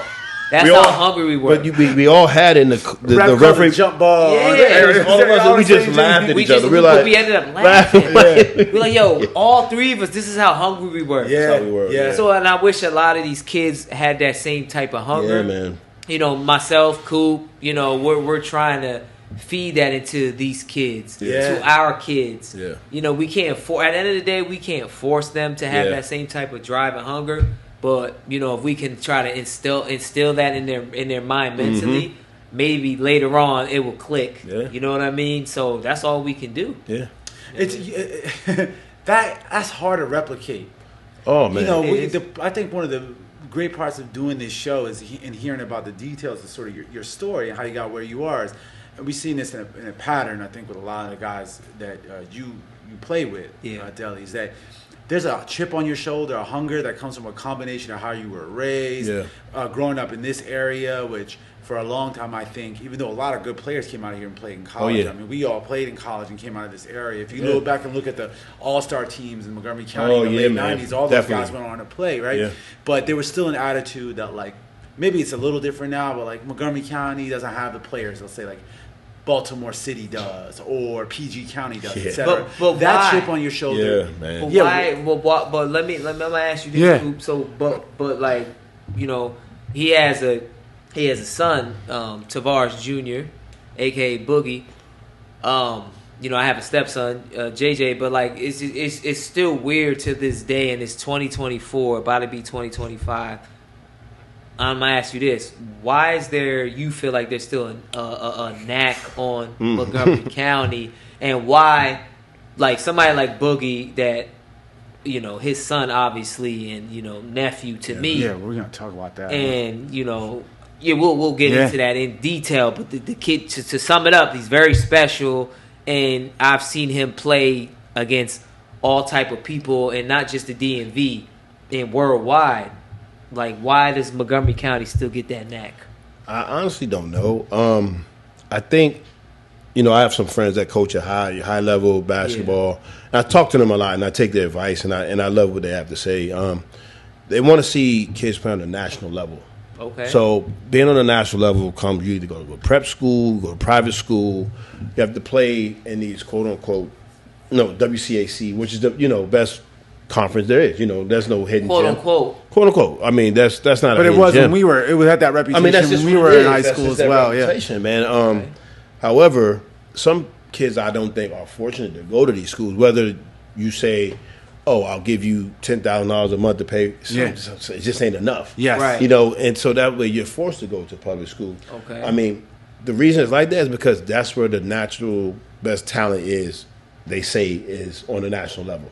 So they want to see these kids playing on that national level. However, you still have kids in Montgomery County, PG County.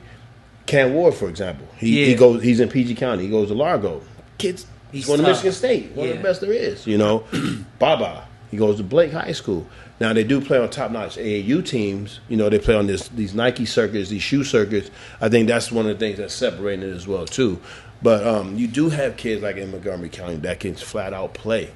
They just don't get that chance to get on that national base. So why can't Montgomery County form as a unit and go against these other circuits and go nationally? Like, why is it that, you know what I mean, Boogie plays at this team, the kid that you said at Largo plays at this team, KB, I'm just giving you names, the kids that I'm familiar with, that I work with. Why can't we all form together? Because there's room for everybody, right? In Montgomery County. I mean, it ain't room for everybody, but we can form 2 or 3 different teams in Montgomery County and then go against these Team Durants and all these guys. Because, you know, DMV as a whole, and I love DMV, I love the Team Durant, I love Team Thrill. But when you look at their roster, a lot of kids from Team Durant, Team Thrill, are from where? Montgomery County. MoCo. Yeah. So why is it cool that all these kids can't form together? Is it the parents got certain friction with each other? Is it beef? Is it politics? Or I understand this as a parent. You want to do what's best for your kid. I think so if it's what's best for Boogie to play at Team Durant, and I'm not knocking Vito because I love Vito. Vito does everything for Boogie. No Vito doubt. does everything Shout out to for Vito, TV.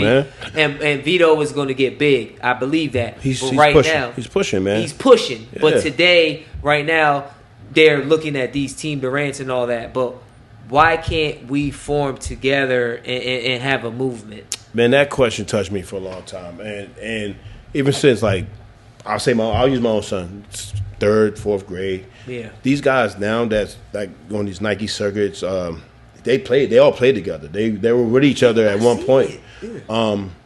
I think it's the political thing in it with the Nike. You got that Nike sign. The shoe circuits. You got these teams playing on their shoe circuits.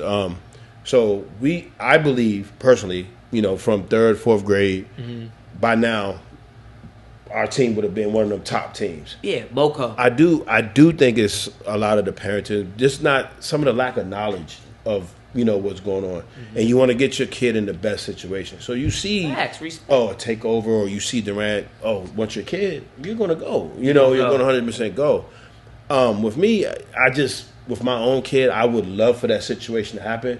But I was just always different, and I trying to use my own background. Like, I want to play these dudes, man. I want to get film of him playing against these guys. Yeah. It does hurt him to some extent with recruiting, but I believe what he's doing now, the work he's putting in, I believe he will get his chance. He'll get his break. The parenting with the stuff, the politics, man, it plays a big part, man. A lot of parents don't want to see your kid playing with certain kids, and it goes a long way. I don't want to say they hate on each other because I hate using that word. Yeah. They just dislike playing with this kid for that reason, or dislike playing with that kid for that reason. And I think it sucks for the kids, man, sometimes because they get a misconception of it. And someone may go to a Team Durant or may go to Takeover and they 9th, 10th on the bench and you ain't playing. And you ain't never learning how to play a game. You just watching the star and you just collecting trophies, but you're not learning how to get your own. So this may be an uncomfortable question for you. Two questions here. So if you had a situation where Boogie is playing for AAU circuit in Moco, and Boogie is playing for a situation that's a high circuit, which one would you choose? My thing is, it's not about me choosing, it's about his peace and happiness. Like, I see my kids smiling. Yeah. At the end of the day, everyone said they want to go to the league, man. We know how that shit works. Yeah, it's a needle in a haystack. Yeah, but yeah. if my kid's happy, he's having fun, I make him choose to play what he wants to play with. But now, with me knowing him, he sees the politics around it. He's going to want to go play with such and such. And in his way, I always talk to my boy Ricky Goins about this. Yeah. And he says, Boogie looks at it like, I can go to practice and outplay such and such. But sometimes it's not that case. Yeah. You go in there, you going to play behind a certain player because this is his guy. This is his team, and you're going to be watching. You're going to be traveling, paying out your pocket all this money to go all around the world, and you're just sitting there watching, and it's just not worth it for me. That's a great answer. And then my last question is for Boogie for sure. What is his mindset? Like, is he like, Dad, I want to play Division I basketball, no and ifs or buts, or if I got a full ride to a Division II scholarship, would I take that? Do you feel like he's letting you down by taking a Division II, knowing that his father was Division I talented, football and basketball, right? Mm-hmm. Do you feel like that he'd be like, you know what? Because of you, I want to play Division I because I know that's where you wanted to go. Shit, man, fuck. If it's me, I don't care if it's 1, 2, 3, 4, 5, whatever. However, even 3. Listen, the kid. That's a great. I mean, that's interesting. I tend to forget. He's 16 years old. He's turned young. 16. He's very young. Yeah. He set himself some goals. I think I sent them to you. You not sent too them long to me. ago. Yeah. He set himself some goals during COVID. Shit, we were all in the house, locked down. Yeah. He's sitting there. He told himself he wants to play Division I basketball. However, I said to him, I know certain things you got to do to get there. Do I think he can do it now? No, because mentally you got to be able to do X, Y, and Z versus someone bringing you. Do I think telling you? Yeah. Do I think he can get there? No doubt in my 100%. mind. No doubt in my mind because I'm starting to see the hunger. I've seen it in this kid's face from when he was little. Like, he's followed us around the game. He's followed us around, and I don't know if it's just Division I. I just think he wants to be playing the best. He wants to play against the best versus joining the best. But the best is Division I. Let's be honest. honest. So then that's where it is. That's where the table's set. But as far as AAU circuits and all that, yes, he wants to play. His goal, he wants to play Peace Jam. So what's Peace Jam? Oh, it's a tournament. I know, but EYBL. Okay, EYBL. I know a lot of people that coach at the EYB level, and the best great players play at that level. But you know, some of it has to do with who's sponsoring your team, the name of it. That's You know, what I'm like saying, we know guys, 100%. like we know guys who coach for a team. You know, Durant, Melo's got a team. That's what I'm saying. Great Yep. guys, Yep. but you know, a lot of that depends on who's sponsoring your team because they're putting up money for those teams, Of right? They're course. also And bringing in sponsorships, etc. While that's a good goal, I think at least what we've seen in Montgomery County this year, if you're the player of the year in Montgomery County, if you're completely crushing it here, you're going to be able to play at a high level in college. Maybe not the highest level, but getting a Division I scholarship to play at any level, it's all about, you know, like to me at least, my philosophy of when I watch guys play, it's like when you watch a guy play at any level, when you can eyeball test like, oh, they're legit. They're legit. They could play at a higher level than this. They are completely dominating. As long as you are playing the best you can at any level, in my opinion, the scouts will find you. I believe especially so too. these days. I just think it's hard to get people to come out to see Montgomery County basketball. I just think it is. I know it's just the way it is, man. I just think it's hard for them to say, "What am I going out to Montgomery County to see?" When I got kids that's playing prep, we got WCAC. That's got to be like a diamond in the rough. And you know, again, we got the top player in all of basketball in the class of 27, ESPN #1. Yeah, Baba, he's in Montgomery County. Right. So hopefully some type of trend will break with that, you know. But you know, it helps to be like 6'9" freshman or whatever. Yeah. But if you're averaging, I just don't know if there's any way to argue around this. If you're averaging 30 points a game, even in Montgomery County or whatever, someone's gonna come find you. Somebody's gonna find you Because you can put the ball in the hoop, you can play defense, even if you're undersized. They're gonna come find you, and I also think that size has to do with it too. Obviously, if you're a 6'8", 6'9" freshman, you can handle the ball and shoot a little bit. There's gonna be a different view of you. But why do you say? Well, why when we say the best of the best? Why everybody always got to say private school, the best of the best? Because they got money to recruit. So the strategy is that the guys that are on that team are all on that team because they're getting scholarships. Because people say that they're the best of the best, or because we see that they're the best of the best. They're 100%. It's 50-50 of that. Right. It's perception. That's all. Part of it is 100%. There are guys right now that are playing basketball in like rural parts of the country. Forget Montgomery County that are more slept on in Montgomery County that are incredible. Yes. Now, is it a harder path for them to get to, like, say, NBA level, G League level? Absolutely. Does it require insane amounts of dedication, like the way you guys had, that mentality? Yes. And the thing is, that's rare nowadays. So I do think that part is what contributes. 100%. Okay, so let's take an example of, like, Jerome Williams. Yeah. Magruder, right? Yeah. Goes to, maybe we'll get him on this show one day to talk to us, right? No, for sure. Shout out. Magruder, Magruder, Montgomery College, then the highest levels at the NBA. Didn't he win a championship with Detroit? Wasn't he on the bench at that? I don't know. He played for the Raptors, Detroit. He played for I thought he was on that Rip Hamilton. He was like towards the end of his career and was on that team. I don't think he played a lot. But point is, you know, it helped that he grew to like 6'8" and was a workhorse. But he eventually got there because the dude was clearly like very dedicated to it. So I agree with you that Montgomery County, I think, is unfairly slept on. I think part of it has to do with also like just flat out, I think, unfair, like not enough people repping this place that do get to the highest level. If Kevin Durant reps PG County, you know, even though he plays high school ball here. He does, to a certain extent. He does. I mean, dude, they sponsored that documentary on Showtime. There's not enough people in Montgomery County repping Montgomery County. You know what I'm saying? Like, there's people that touch highest level that's played here, but you would think they're Jordan Hawkins. You would think they're from PG County. Is he going to Josh Hart? Yes. Do those guys? I don't know those guys them, left from Montgomery County with WCAC. You see what I'm saying? Like that's what it looks like. But I mean, Kevin Durant did that. He left PG County and came to Montgomery County to play. So it's like, but he reps. He has a love for the place he grew up with. I'm not saying these other guys don't have love for it, but it takes that extra step. At some point, that player hopefully will come along. Yeah, and my last, you know, statement with your son, you know, let me add that not only he's a great basketball player, this kid is honorable with his grades. That's key. Like, it's key. So how much did that come from? Dude, how much did that? Because you know he's a very smart guy. Yeah. But like, you know, we choose to do certain things which cause our academics to kind of slip or whatever. Yeah. But what did you do with your son differently? And as far as Boogie per se, like, what do you want? What's best for Boogie in life? Is it basketball? Is it him being just successful? Period. Like, oh man. So with him being successful, period, man. That's just the number one goal.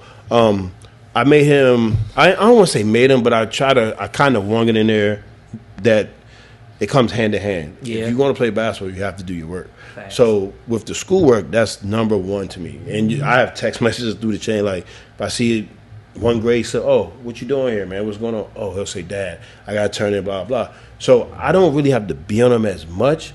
It's more so like when he shows me them grades, I'm just like I'm blessed. I'm like, damn, man, because I know if that was me, I was nowhere close to that, man. I mean, he's bringing on 3.6, 3.7. His GPA stays up, man. So I can't be mad at him. I know I post a lot of his clips, but his grades is the number one thing I'm so proud of. For sure. So proud of that, man. But that's because what's so proud fascinating of that, is man. grades. And again, like Deli said, I mean, you're a smart guy, and frankly, getting good grades in high school is about work ethic. Yeah, you know, you don't have to be the smartest person in the world. It's about work ethic. Yes, and that lesson you learned basically, because in a lot of ways, if you had those grades in high school, your path might have been different. You might have ended up going and playing football like at Maryland or something. It'd have been way different. And is that really important for you to stress to him since he was a kid? Because 100%. You made him very aware. Like, look, this was my path. You're gonna go different.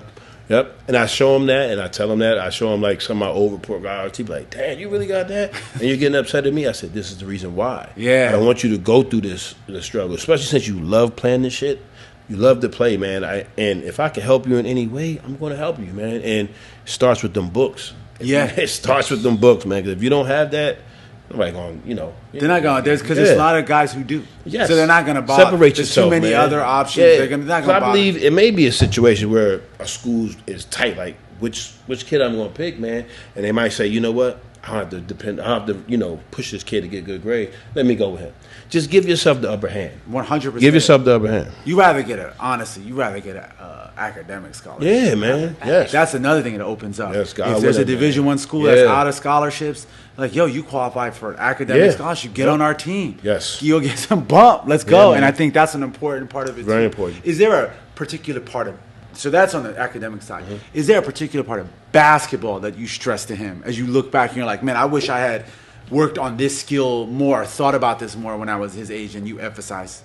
Just all of it overall, man. Like the resources now that he has to be great, man, utilize it, man. He has his uncle's one of the best ever do it, and he's a great trainer, and he loves going there. I don't have to. It's odd to say I don't have to stress to him much. He might say to me, "Dad, oh, I'm tired, but can you call Ojo? Can I get some shots up?" Wow. And I'll send him a text. Sometimes I may forget, or he'll be like, "Oh, can I do such and such?"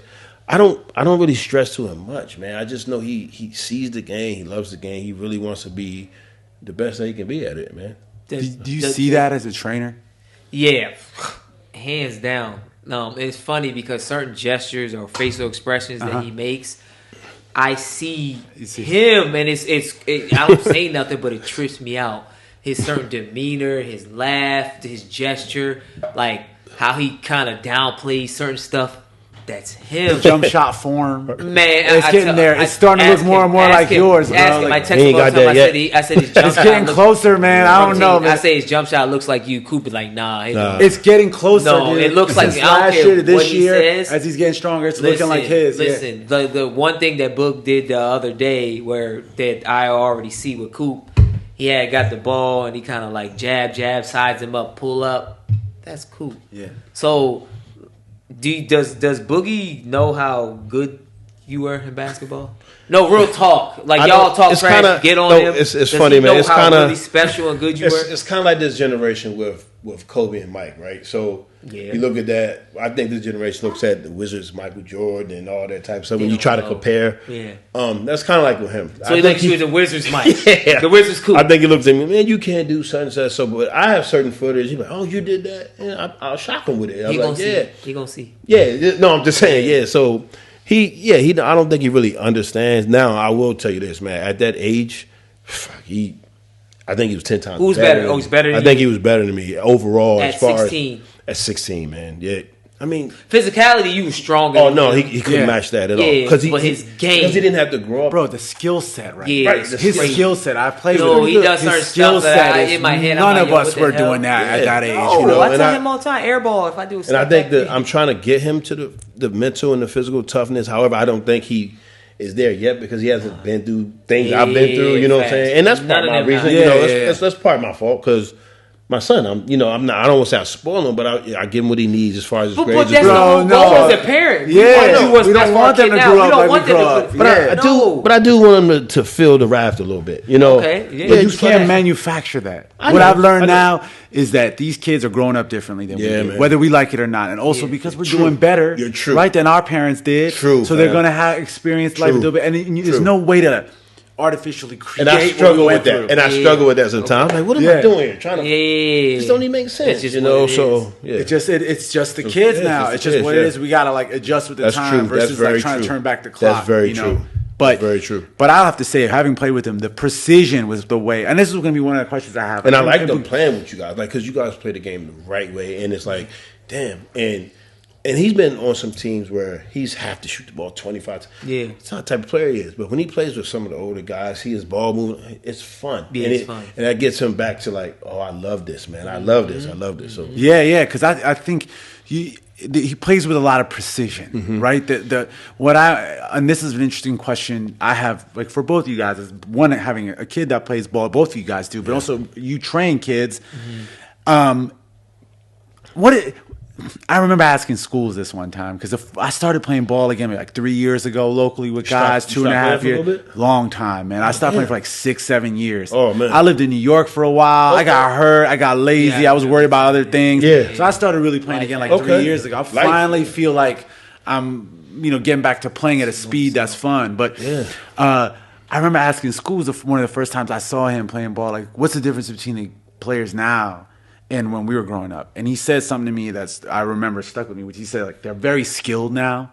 Like what they call the bag. Yeah. They can do things that like we weren't doing or we weren't really allowed to do. Like some of this we stuff we didn't know. And the game has evolved, right? But he said that because they're not playing at the frequency we were playing in terms of like pickup and getting the kind of reps playing with older guys, he doesn't think that the beauty of the game, stuff outside of your skill set, your shot, all that stuff, is as good. As it was. So, do y'all think that's true? Yeah, I agree. But to answer your question, for people like Boogie or Joseph or even my daughter, they're getting a chance to play with grown-ups. Yeah. A lot of these kids aren't playing with grown-ups. So that's why. That's the difference. You know what I mean? But more of them were. Maybe the game would be more. What I'm trying to say is what you said right now about the fun that Boogie has when he plays with some of us older. I mean, some of us are washed, but we still mentally play the game like we did back then, which is right, the ball moves. And I think that, so do you find that experience for him allows him to play better when he comes back at the high school level? It gives him more confidence. Yes, it gives him more confidence. It just gives him that or like it takes him back to like the position he is as a point guard, like a natural distributor. Like I can play with guys that catch the ball. I mean, just simple things. You'd be shocked, man. Some of these guys can't even like catch a basketball because they don't know the basics. And I even just the simplest things. I talked to my guy Ricky about this. You can't catch a kid. You'd be rare. You can't catch a kid to watch a full game of basketball on TV.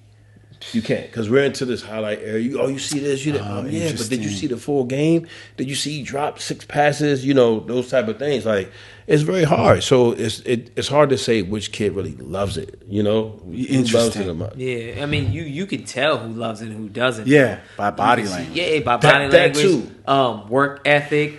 Yeah, how certain adversity, like when kids face certain adversities, how they respond. Yeah. With me, as far as a trainer, that goes a long way, and I'll train, damn near everybody. My job is And he may know more because he sees a lot of these kids. Like me, I'm quick to be like, man, this motherfucker don't want to play. Yeah. Like, you know what I'm saying? Like, I just look at him like, he don't want to play. He's bullshit. Like, just walking up and down. No, it's facts, and he's speaking 100. But like for the training aspect or the training, I view.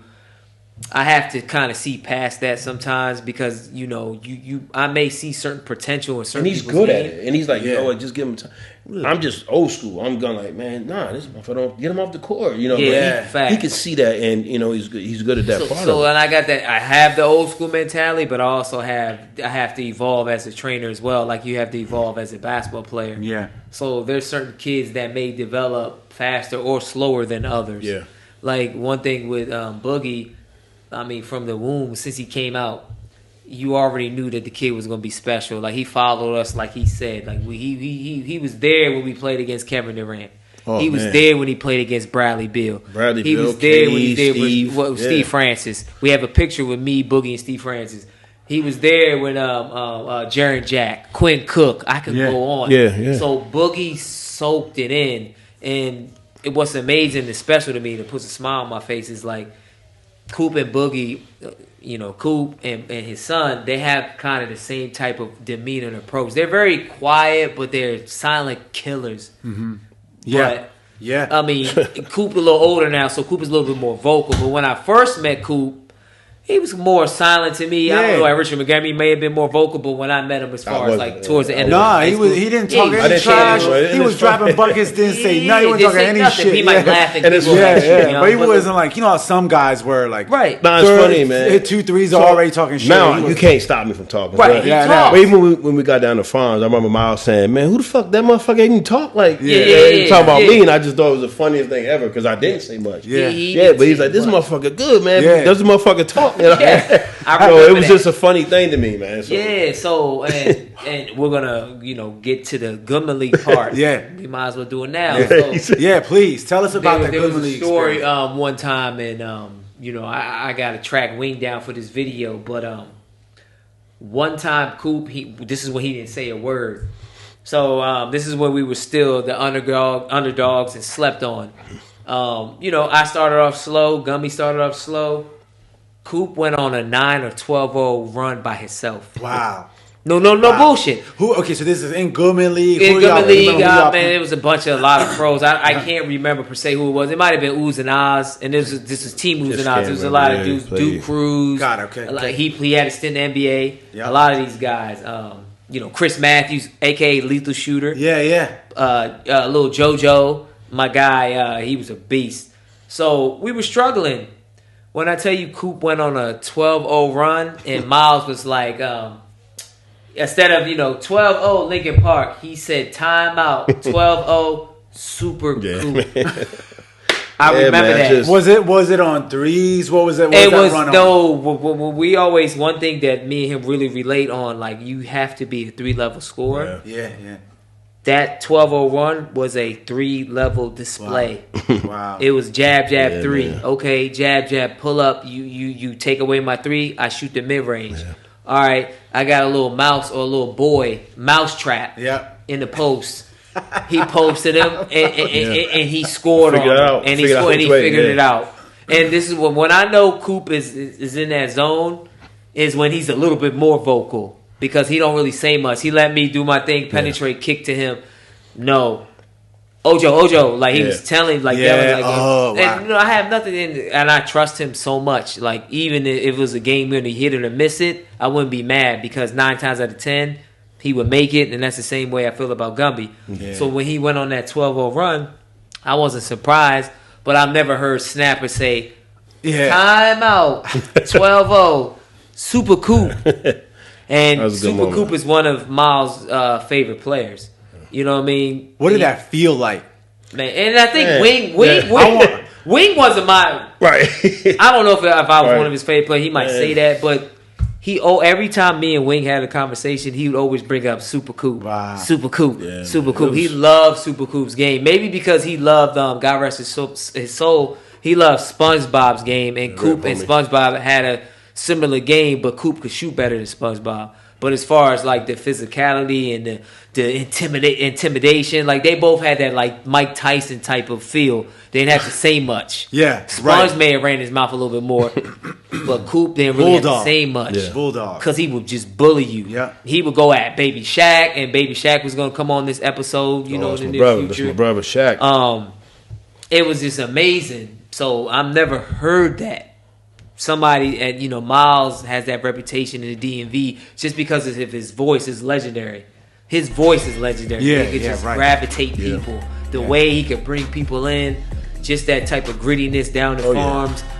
It was dark, but the lights was centered in. A lot of NBA guys couldn't play in that type of situation. Yeah, I mean, you're in that. That's what I was gonna ask. Like, how did that feel to go on a run like that at that level? Because you're dealing with I mean, it's probably Yeah, cool. the games down there in terms of the level of competition in those At years, one point it was legit. it's comparable to pro level games, right? So like, how did that's kind of full circle in a lot of ways for you to be to have been doing that at that level at that place. Great What did that specific run? Because I'm sure we're gonna see clips of it in this thing. How did that run feel? How did that kind of embody the sort of full circle nature in your career? At that Man, point? it just felt great. Just like I said, he has that microphone voice, man. Miles, when he says "timeout," you know you didn't do something. So your adrenaline is already going up. Like, I'm about to fuck these dudes up. Yeah. Like, I got 12. I'm hot. Like, he just had you going, man. But like the environment alone, man, it felt like Lincoln Park. It felt so great, man. It felt I was like Lincoln Park. This At one I point. want to play in this, and people be like, "Oh, you gonna take your son down there?" Yeah, he come with me. He want to watch. I want him to watch me play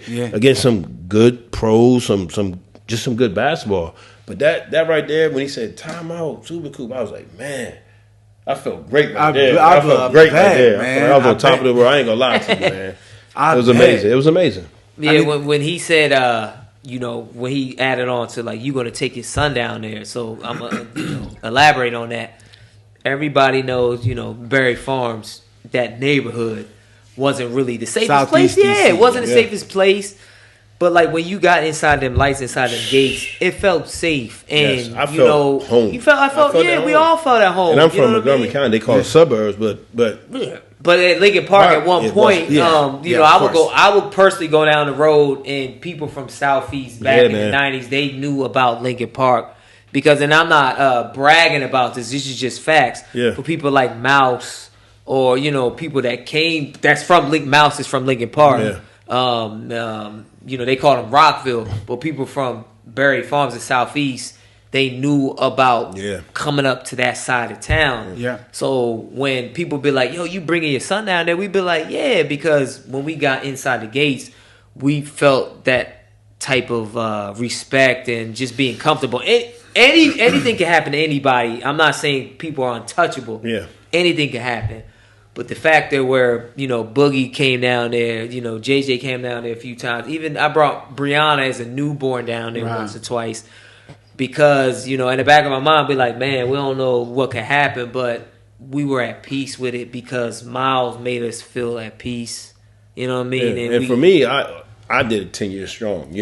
He did a lot more, but I gave it, 10 years of the best. I'm like, shit, this is good basketball. I want to do this every summer. Yeah. Every summer, the best fucking summer league there is, man. You out there playing with pros, you got home cooking going around. Like, it's great. Wasn't no better experience than that, man. No better experience. And y'all had to earn that respect down there. Like, you didn't walk in the door and Didn't know it in a from lot of ways in the beginning y'all were outsiders. And you They became knew the fuck we insiders, were. right? They did not know who we were from Adam. I remember we came the first time we got on the roster. I mean, not on the roster, on the schedule. We were playing the 5 o'clock games. Yeah. 5 o'clock games, and we were late. And I remember Y'all coming from work. we're coming, driving Working all day, going on. Yeah, and we get there at 5 o'clock, and we're late. And this dude, Miles, like, man, they about to get ran out the fucking gym. Who was these dudes, man? So we had to get on the court, just throw our shit off. And who? We won the first game by 20, 25 points. Wow. Beat those guys. Then we still playing the early bracket. So I'm like, Ojo, man, I don't know if we can keep making these games. So his thing was, man, we got to start beating people. We're playing the late bracket. I ain't know nothing about that shit. Yeah. So he said it. Let's go. Let's roll. So we start beating people. They're like, man, let's test these dudes for real. Let's get them in the 7 o'clock, play against the pros. Did our thing. This is year one, man. We didn't win it all, but we made a certain respect for ourselves. We got newcomer of the year. We got newcomer of the year, and then we ended up winning it the next year. Wow. Yeah, and to elaborate on that, like, Miles, certain people just talk just to talk. One thing about Snapper, Miles, he not gonna just talk just to talk. Yeah. If he's gonna speak on stuff, he That's knows facts. what he's saying. That's so, fact. Him saying, I'm the most decorated player in Goodman League history, that came to the heart. But one thing about Coop, he said this. I have video of this too. He said he's the all-time leader 3-point field goal percentage and makes, and that's coming from That's Leak the shooter coming in there, Corey Allman coming in there. I mean, we're like a high level players. You know Yeah. what I mean? And this has come from a rim runner at Pfeiffer. See what I'm saying? That's crazy. I always could play He knows basketball, this- man. this- Y'all were beating teams obviously on multiple levels, but the 3-point shot must have been just deadly. Yeah. It must have been really tough. Like the drive and dish must have been insane for you guys. Yeah. Oh, yeah. Between you and Gumby, man, listen. the 3-point shooting is crazy. It was a year that he moved it inside. It was the lockout year for the NBA. Oh, okay. And, man, when I tell you, we moved inside the gym versus shooting outside. It's very hard. I think, man, I think we were taking shots one step over half court. I mean, me and Gumby were feeling great. Yeah. The motherfuckers were like, y'all went to this school? Nah, I ain't from DC. I ain't never been to this school. Yeah, I just feeling good, man. Yeah, Like we're playing against people like, man, y'all must go here. Y'all must win here. Nah. We just was we worked out that much every day. That's why I said that. Did y'all play against Kevin Durant that summer or with him? Yeah, both. One summer y'all played both. The year that we story. played so take it back. We played against Kevin Durant at Run and Shoot when he was about to go to Texas. Yeah. Yeah. That's when I knew he was special. His mother, yeah. Wanda Durant, she don't really know us per se like that, but KD knows who we are. But she came up to us one day and was like, hey, can my baby play with y'all one day? And I looked at him. They were young, man. Yeah, they were young. Yeah. Him, Bobby Mays, Michael Beasley. Michael Beasley didn't play with us, but we played against him in the Suburban Coalition. Correct. Shout out Howard Hill. So I remember looking at KD one day. I was like, man, hell yeah, he can this play. dude, hell yeah. Yeah. So there was a story at Run and Shoot. I don't know if Gumby made it that day, but it was me, Coop, JoJo. Yep. We played against Kevin Durant, Lou White, a couple other NBA guys that were on that team, and we lost in double overtime. Wow. It was special. Yeah. I don't have footage of that one. Yeah. Howard Hill might have it, but it was at Run and Shoot. I remember that. Yeah. I had like 30 something. Coop had like 30 something. JoJo had like 30. It was crazy. But that's when I knew Kevin Durant was special. So, but to answer your question, Kevin Durant ended up playing with us in 2011. But it wasn't off the strength of us. Again, we were like had a chip on our shoulder. We're like, man, we'll play against anybody. I don't care if it's Michael Jordan. But a coach named Mac. He was like, Kevin Durant, he loves what y'all doing. We had actually beat them at one point.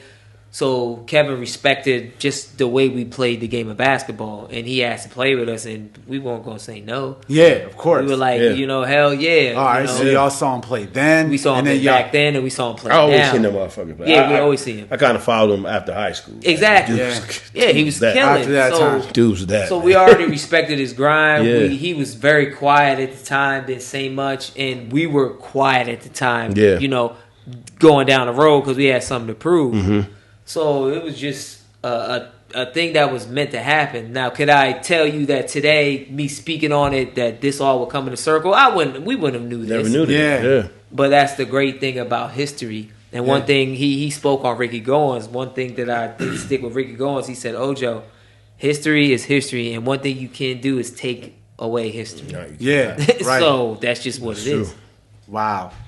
Well, that's an incredible. I think that's an amazing way to end this conversation, actually, because I think it's been. I've learned so much talking to you about this stuff. I didn't know a lot of what you shared today, and I think just to wrap things up, for folks that are watching this that maybe have kids that are playing, or that have people that are like or are themselves playing right now that are looking up to you, what lessons would you impart? Not just to what you said to your your own son, but to young players coming up right now, what would you emphasize to them? I want to hear actually both of y'all answer. I definitely would emphasize stay in the classroom.